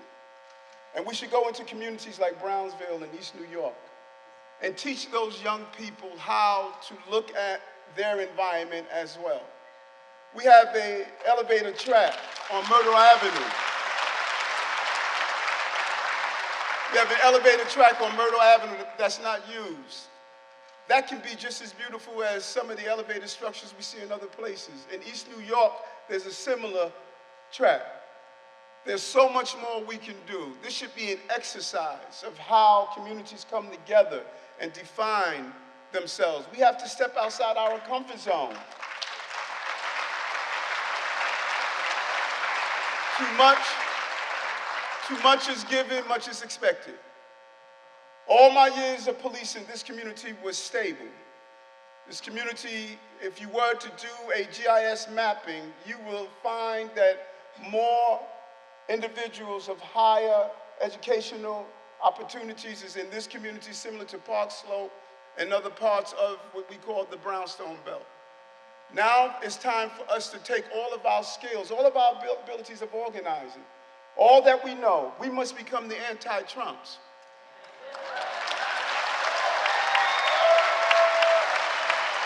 So that's why I am excited. We're going to win this. We're going to win this. It's clear. I'm excited. I'm excited because I have learned to look beyond the crises and fill those moments in between to use them as teaching moments. I'm excited because the new people that we have met and interacted with. Now let's use this mobilization. Let's go after school food so our children can start having healthy foods in their school. Let's go after an adequate transportation system. Let's go after some of the big ticket items that we're still looking to solve. This is the team that can make it happen. If you brought the DOT to its feet and pause what they're doing, then let's bring the city to its feet and pause from what they're doing in this entire city.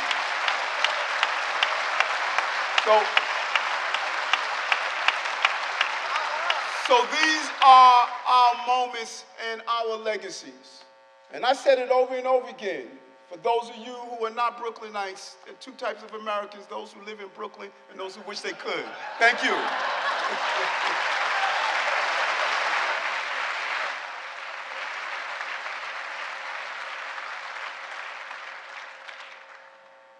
Thank you, Borough President.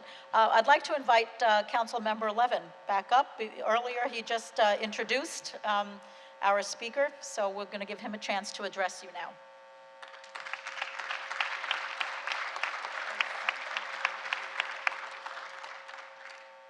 So I'll just keep this very brief, and I really appreciate the opportunity to say a few words. First off, I want to thank the Brooklyn Heights Association and A Better Way, and all of you that are here, Hillary and Martha, also everybody that has put in so much time on this, everybody that's organized around this, everybody that's been talking to your neighbors about this, everybody that's been doing online organizing. That has had a remarkable impact, and this is a testament to all of that work. I want to thank Mark Wooters and everybody that has been putting in serious thought into how we can present an alternative. Obviously, the plans that we saw tonight are really remarkable. They're really remarkable, and it shows what we can do when we're inspired. One thing I just want to say is that we have to have a consensus plan. Not just because it's the right thing to do, and it is the right thing to do, but if we don't have a consensus plan, there will be no plan because it can't move forward. If we don't have a consensus plan, I don't see how it's able to get through the review process in the city council, and that could be whether I am there or not. But I couldn't support a plan that that is so detrimental to the community and has such a huge negative impact. And so the two plans that have been presented by DOT, I couldn't support either one of those.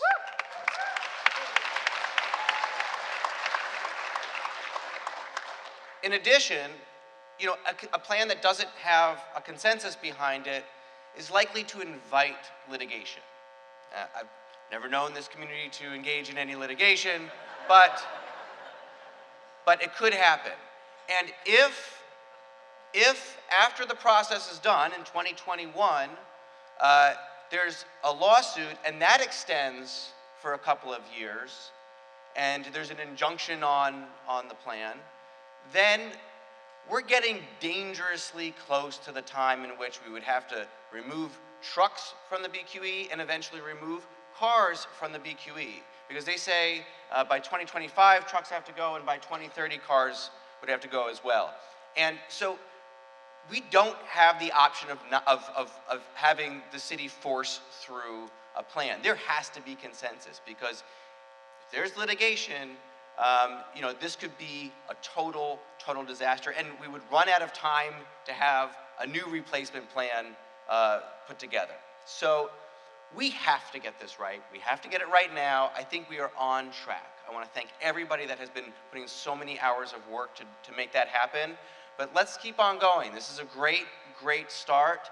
I think we're having the impact that we want to have, but we've got to keep this energy and this organizing going to really have that, to see it all the way through. So thank you all for having me. Thanks to Better Way and BHA for doing this.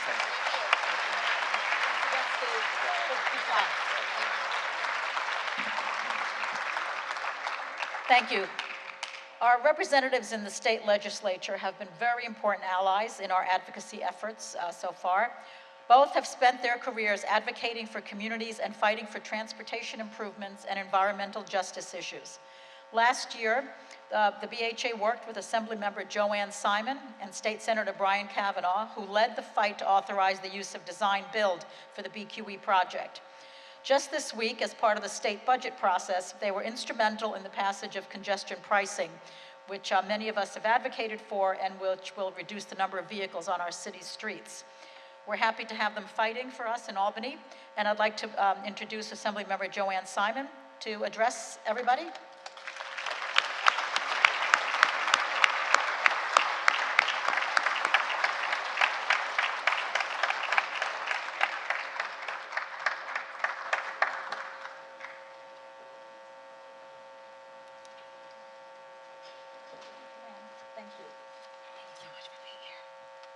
So thank you all for being here. I want to thank the Brooklyn Heights Association and A Better Way, and all of you for being here and for all the work that you've done.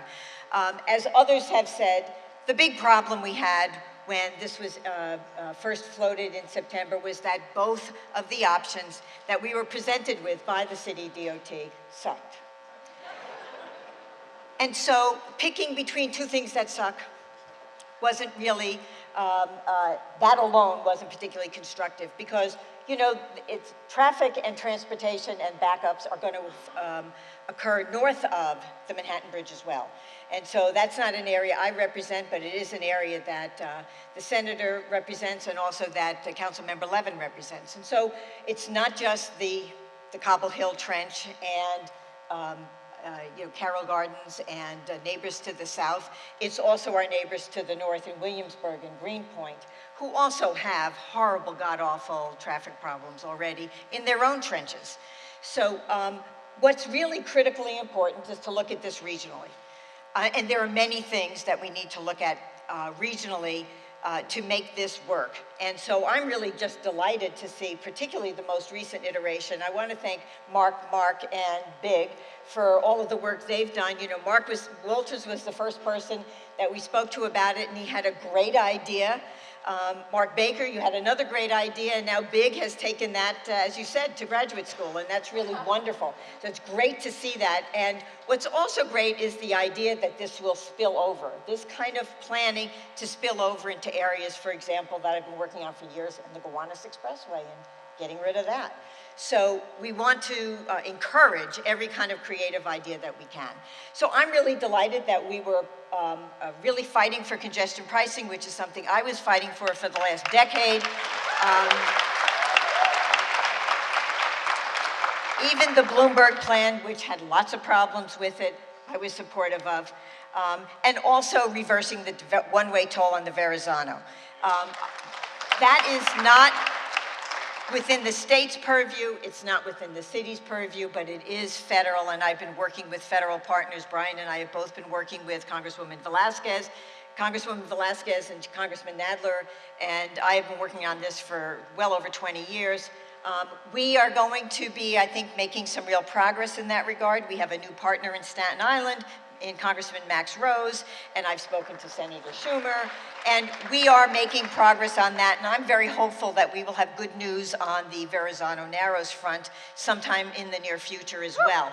And that's very important because congestion pricing will make a difference to the number of cars and trucks, but it's not for 2 years easy that we have the infrastructure ready for congestion pricing to occur. That could take a little longer. Reversing the toll on the Verrazano takes, what, 5 weeks, 4 weeks to put up the gantries, right? And change that toll right away. And we can keep maybe 15% of those trucks that are just coming through, using us as a doormat, to stay in New Jersey. And the Jersey Turnpike is built for that traffic. Right? So they don't even have to come into Brooklyn at all and misuse our infrastructure. So that will make a difference. Plus, the side benefit to that is the tolls that we have lost from the trucks coming in and coming over the Manhattan Bridge and then going out the Holland Tunnel, we will get the toll income, hundreds of millions of dollars of tolls that we have not collected for the last 30 years. And that, to me, is really exciting. Not because I like tolls, but because we need money for the MTA. And we need more money to our infrastructure here in New York. And so I'm really very excited about the possibility that that will make a difference, and it can make a difference quickly. And that's really important. So I just want to echo something that Hillary said, this is a marathon. You know, it's not going to be easy, and no matter what plan is decided, there's going to be impacts, there's going to be things that we don't like about it. But you are all needing to be involved in the environmental process, which can be difficult, it can be taxing, but we need you all there. We need all of your creative ideas, we need your energy, we need your writing. We need you to be there throughout this process, and it's going to be a long process, but it is so worth it to do it. So I thank you all very, very much. We are working together at the state level to make sure that, you know, when anybody in the governor's office sees me now, they look at me and they go, I know the BQE. So that's what we're doing, and we're going to move forward on this. Thank you so much.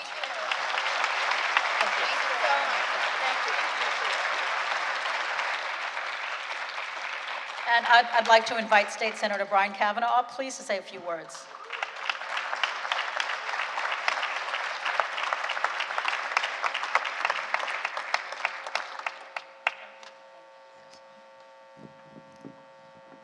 So Joanne, Simon, and I, in some ways, were sort of last-minute additions because we were scheduled to be in Albany today with a possibility of not having gotten our state budget on time. But you have a way of timing these things. It's about 60 hours ago that the budget was wrapped up on, really, we call it Sunday night in Albany, but really it was Monday morning. But it is very good to be back with all of you today. The Assembly was later than the Senate because there's more of them and they have more to say. But anyway, it is a great pleasure to be with all of you here tonight. I do want to thank BHA and ABW for your, for holding this forum, for the opportunity to speak with you, and for, bringing so many people into this conversation and bringing us together tonight. It's been I remember the September 27th meeting at the Ingersoll Houses where this plan, where the DOT's two initial proposals, one of which they called innovative, were launched. And that was, hundreds of angry people. I remember standing up, I was there, a lot of the elected officials were represented. I think Steve Levin came after putting the kids to bed. And I remember standing up there on the stage, and this was, this plan was a few days old, and I remember saying that the DOT will not move forward with anything you've seen tonight without a thorough review, considering all the options and oversight and ultimately the approval of many other people besides the DOT itself. And I was confident saying that for really three reasons. The first is the set of formal reasons which you've heard tonight. Nothing you've seen tonight, including the wonderful new ideas that have been presented here, and the DOT's traditional means and their innovative, there is no version of this project that can get done legally without the city. It's going to go through a land use process. You've heard from our city officials tonight, and I'm going to talk a little bit more about them in a second. Without an act of the state legislature. A piece of legislation would have to go through both houses of the legislature and get signed by the governor to do something called alienation, because there's no version of any of these plans that does not, in one way or another, encroach on parkland. And there are a few other issues that would probably raise the need for state legislation as well. The third is the federal government, and Nydia Velázquez has not been mentioned as much tonight because she is right now in Washington, D.C., representing all of you and trying to keep the country democratic and strong, and all the other challenges we've left our Washington officials to do. But also, there are many federal agencies that are involved in this. Some of the funding is federal. There are federal environmental reviews. And all of those also have to come out favorably in order for anything to move forward. I mentioned there are a few reasons. The second reason is, besides all those formal steps, is the fact that, as you've seen tonight, you have elected officials at the city level, at the citywide level. You have, a great controller who's some of his staff are still here and have taken upon themselves to come up with alternatives. You have a city council speaker and two great council members that represent parts of this. Brad Lander represents a significant chunk of this project as well, and some different interests in the communities he represents. But a city council that is engaged and committed to making sure that we see proper oversight over this project and that all of the levers that are available to them are used. And of course, I mentioned Nydia has been a terrific partner, and Joanne Simon, who, I represented a district in the Assembly that included only Manhattan. As Eric Adams said, perhaps I wanted to be in Brooklyn, but only for the last couple of years have I been representing parts of Brooklyn. But Joanne has been at this for so long, thinking so thoughtfully about the options for addressing these kind of complicated problems, and she's done a terrific job. And it is the case that as we talk with the executive branch, she has just been relentless at ensuring that the state government come to the table. And I want to mention a few ways that that's going to be necessary in a minute. But again, there are a lot of reasons to think that this is something that we would get to the point we've gotten to tonight, which is only one, of course, one point along the way. And the third reason, of course, is that these are communities that over many, many years know how to ensure that your voice is heard in these processes in the hall of government. And tonight's meeting, of course, is just one example of that. But the organization you've shown, the involvement, the engagement really is something that is critical and I think is sort of a hallmark of these communities. Now, a few things have changed since September 27th. First, and there was a meeting very early on that we helped arrange with the Brooklyn Heights Association and Mark Waters, where we met with basically the entire staff of the DOT. There were like dozens of people in the room, and presented this idea that there were alternatives. And the first thing that happened is that the DOT has acknowledged almost right away that they made a fundamental mistake early on in this process. And that mistake was accepting certain constraints. They call it staying within their lane, staying within their right of way. They basically did not consider seriously going outside the footprint of what is city property, meaning the current cantilever structure, the promenade, and the very narrow areas around that. As a result, they came up with a very narrow set of options, which of course, starting on September 27th, there's lots of people shouting at them. They understood, and we certainly understood, were deeply problematic to lots of people. They almost immediately agreed that they need to be looking at additional plans. And of course, they've been in meetings. There hasn't been, I think, an adequate level of communication from them since then. There has not been an adequate level of engagement. But they have been, in various ways, reflecting that commitment in their work.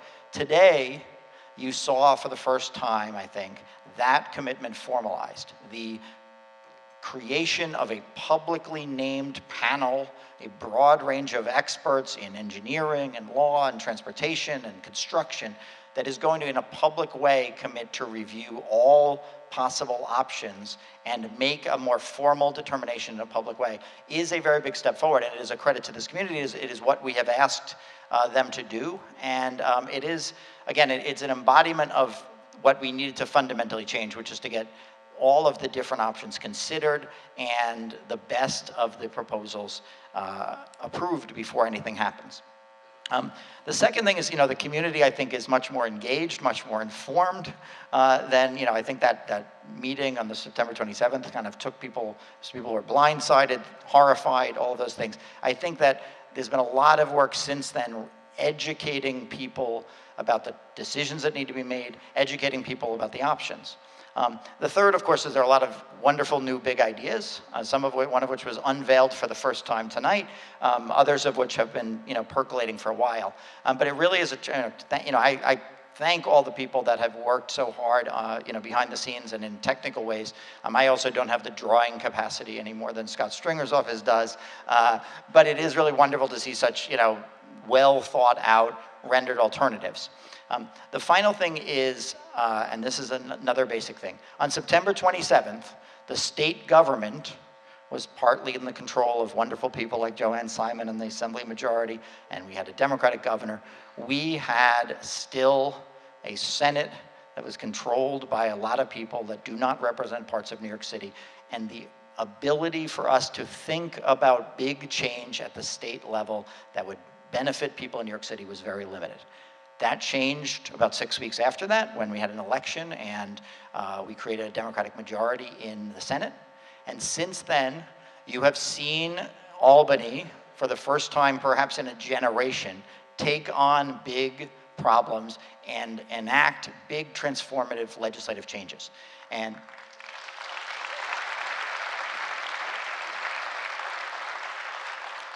so that may have a variety of effects. It may have a big effect on a project not too far from here, a certain 1.5 million square foot jail that the city is proposing that might be affected by our criminal justice reform package. But most specifically here, of course, we have enacted now a congestion pricing plan that will transform and reduce traffic in the city, in moving toward the city, in and around the city, and it will fund billions and billions of dollars in mass transit improvements that will permit people to rethink the use of cars. A lot of the things that Corey Johnson was very eloquently talking about, and our controller and everybody else.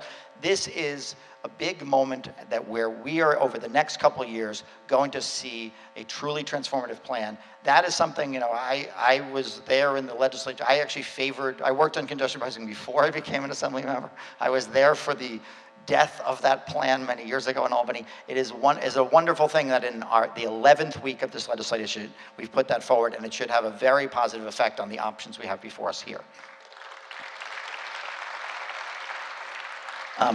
It's been a long night, so I will keep it short. I will just say, as Joanne Simon mentioned, there's another big change. It's not quite the scale of congestion pricing, but we have been working aggressively to end this notion that you pay one way to go across the Verrazano Bridge, you get a free ride the other way. That is, again, that's something that people have been working a long time. We started talking about that actually in the context of the L train closure, because driving traffic across Manhattan was a problem for that.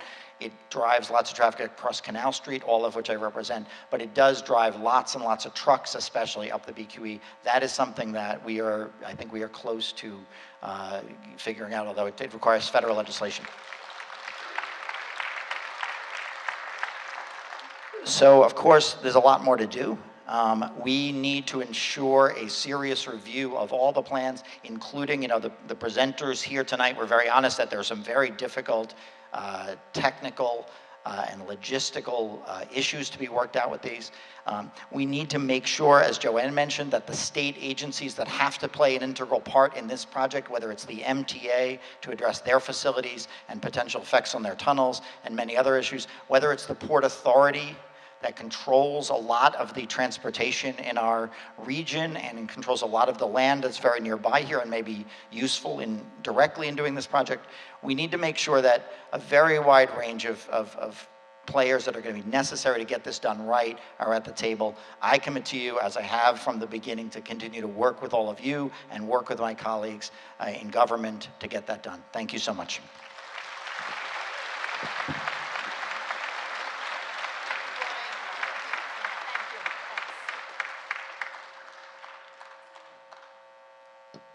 So I know it's getting late, but I want to let you know we have a little update on the EIS process and some nuts and bolts, and then the Q&A, so please don't leave unless you absolutely have to. Thanks, Hillary. Hi. Good evening. My name is Lauren Friedman. I'm a co-founder of A Better Way. Thank you all for being here, and thank you very much for your patience. I know it's been a long evening. We do need everybody's support here. I just want to explain the upcoming process that Assemblymember Simon mentioned. It's the environmental impact statement process, and we all need to participate actively. You saw tonight, you saw some very visionary plans.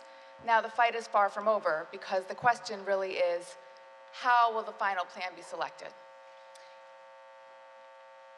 Now, unfortunately, it's not the community that gets to decide what is the final plan.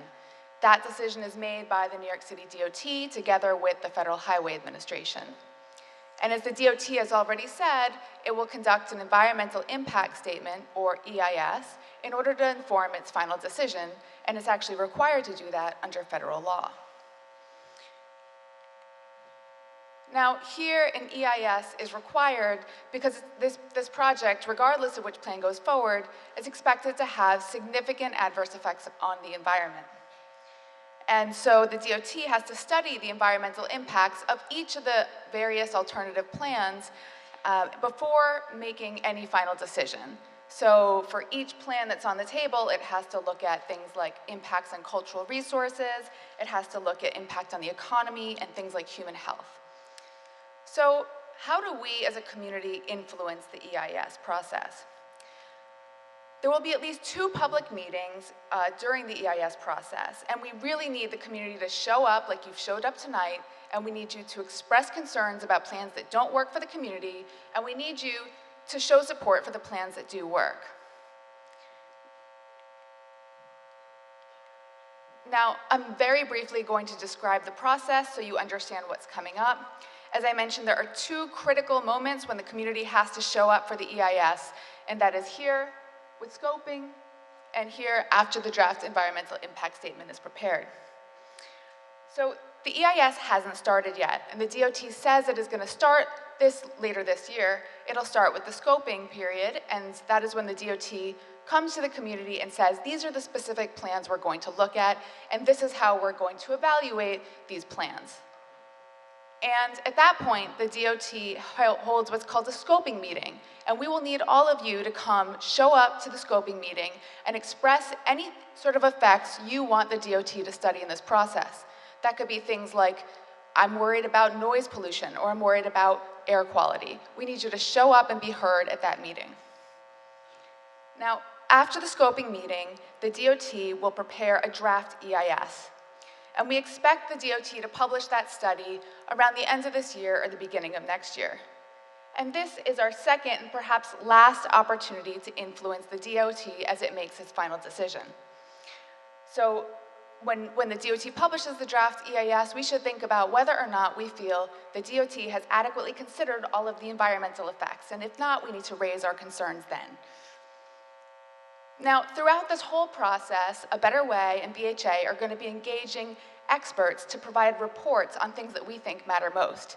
So for example, we're going to have traffic experts, we're going to have construction engineering experts, we're going to have landmarks experts, and in the coming days and weeks, we're actually going to start setting up air monitors across the BQE in order to monitor the relative impact of each of the various alternatives on air quality and thus our human health.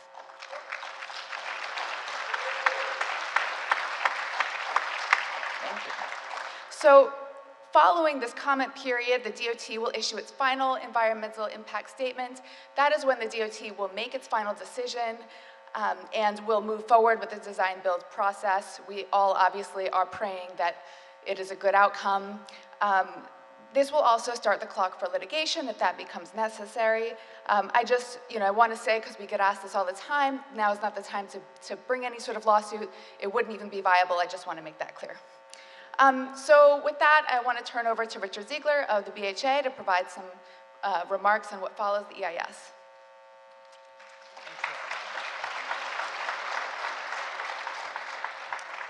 So my mission tonight was supposed to be to acquaint you with the work we've done to explain that the New York City Department of Transportation is not the sole and final decision maker. But my work has been done for me, so I can tell you I'm not going to take my allotted 5 minutes. We heard the Speaker of the City Council say the City Council gets to vote to approve or disapprove. And it warmed my heart at 7:28 this evening, an hour and a half ago, the Speaker of the City Council, Corey Johnson, said, and I quote, "I do not believe rerouting 6 lanes of traffic to the promenade is a viable solution." 5 minutes before that, our council member, Stephen Levin, said, both option A and option B stink. At 8:38, when Steve got back up here, he said, quote, "I couldn't support a plan that is so detrimental to the community.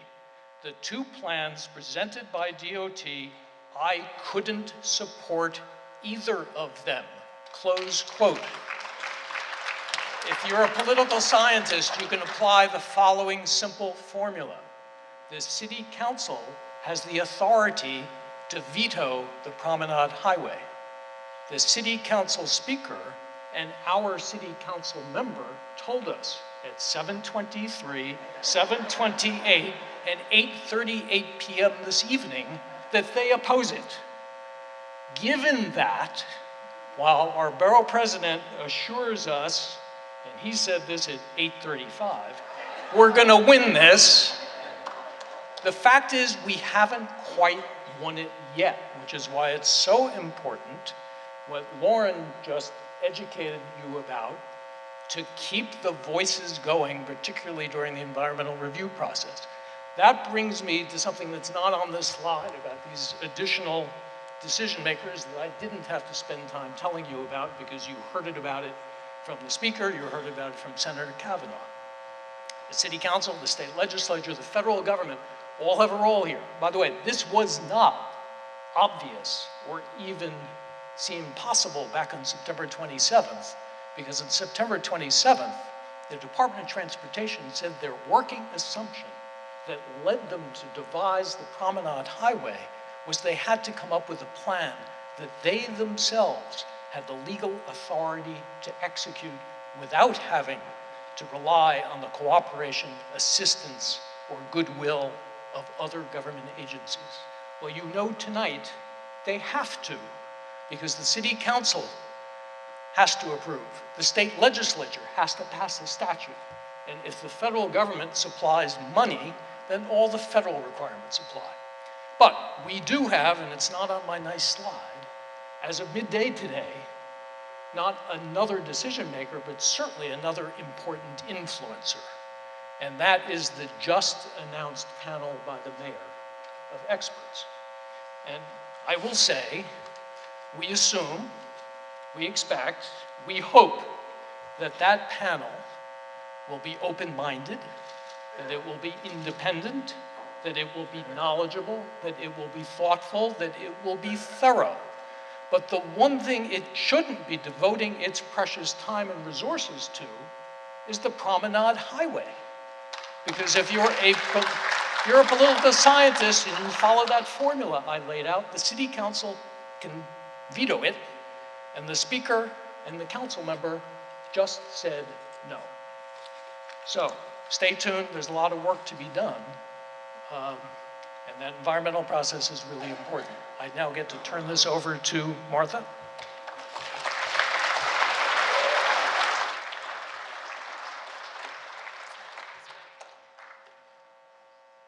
So we're going to, yeah. I just want to say one quick thing, because I'm not sure Richard introduced himself, but for those of you who don't know, that was Richard Ziegler, who's the head of the BHA task force.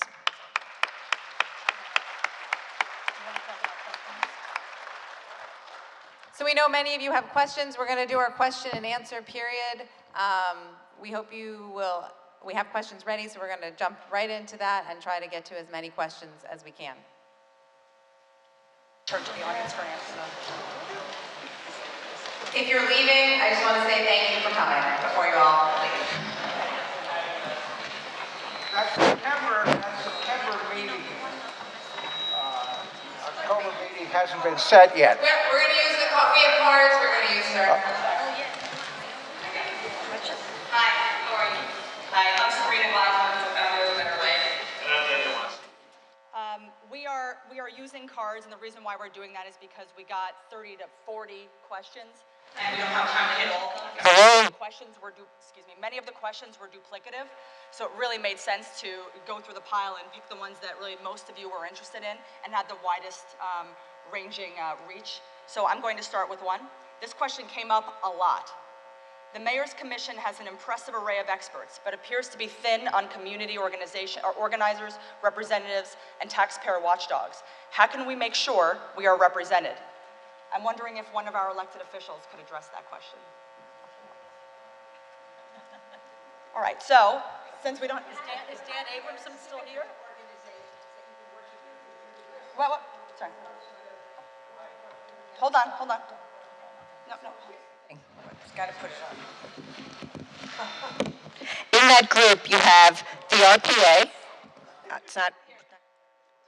Hello? No, this is working.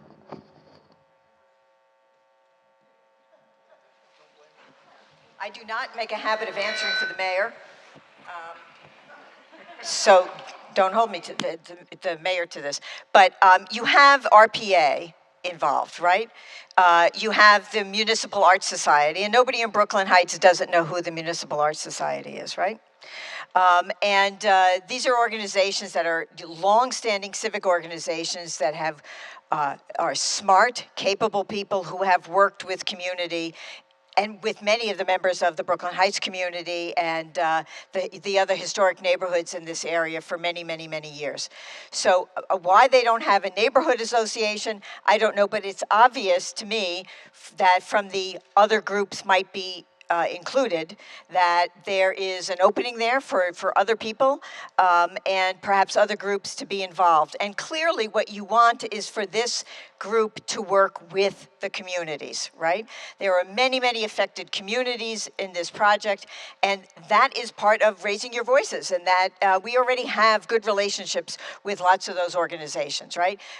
You know, Hank Gutman is on that. He's with the Navy Yard, and he's a longstanding member of the community. There are many people who are on that list that are very familiar with the site, with the Brooklyn Heights community, with the historic districts in the area, and I'm sure we'll be very open to working with people. Again, that's my perspective on the list. I don't speak for the mayor.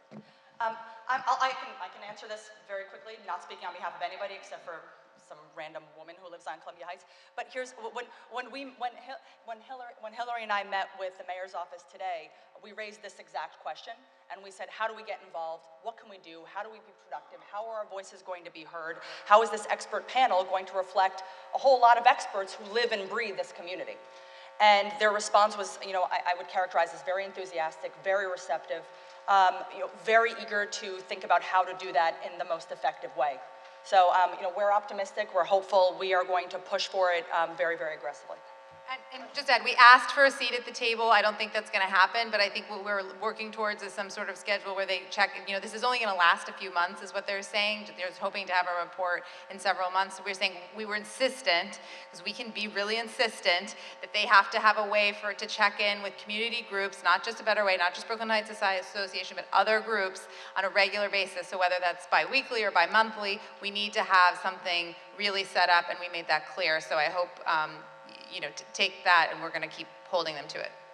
I will just say that the chair of that Blue Ribbon panel has already contacted the Brooklyn Heights Association and the Brooklyn Bridge Park Conservancy.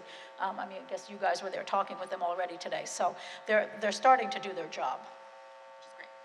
Great. So the second question we have, and Assemblywoman Simon and Senator Kavanaugh already talked about your individual perspective, but the second question is, where does the state generally stand on promoting a solution, and how can we get the state more involved in the process?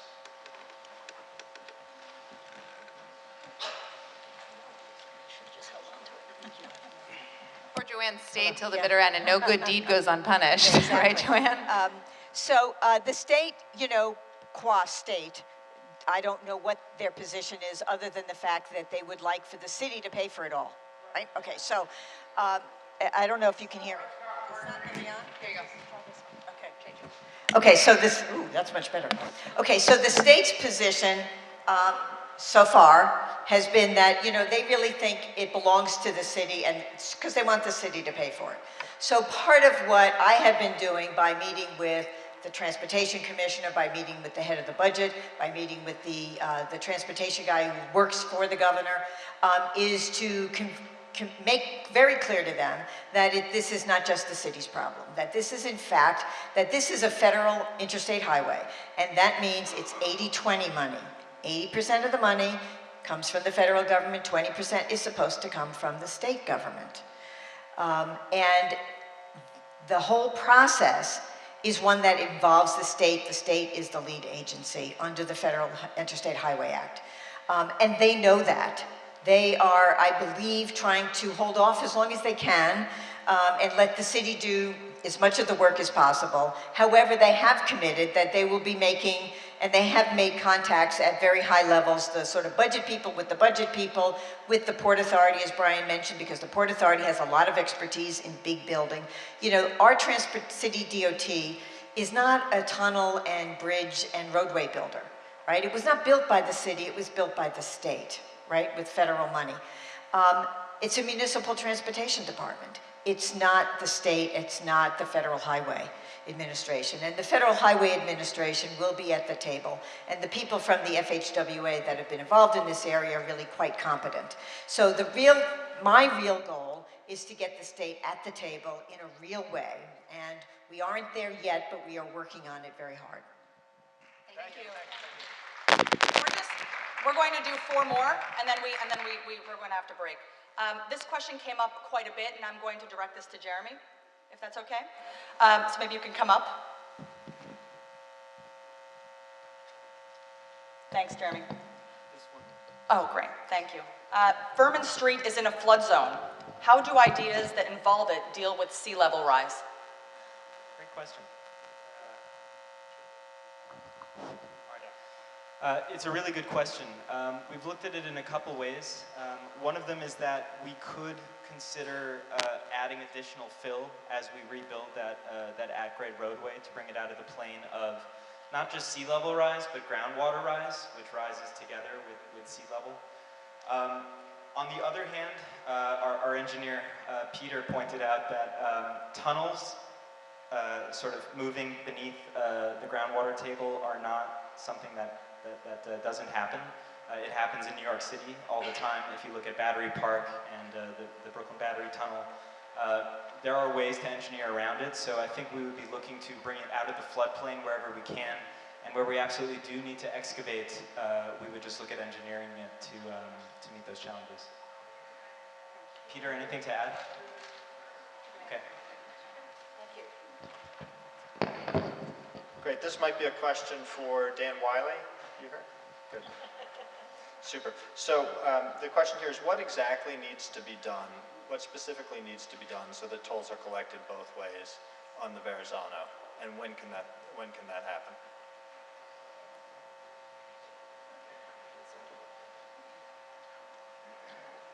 Hot seat.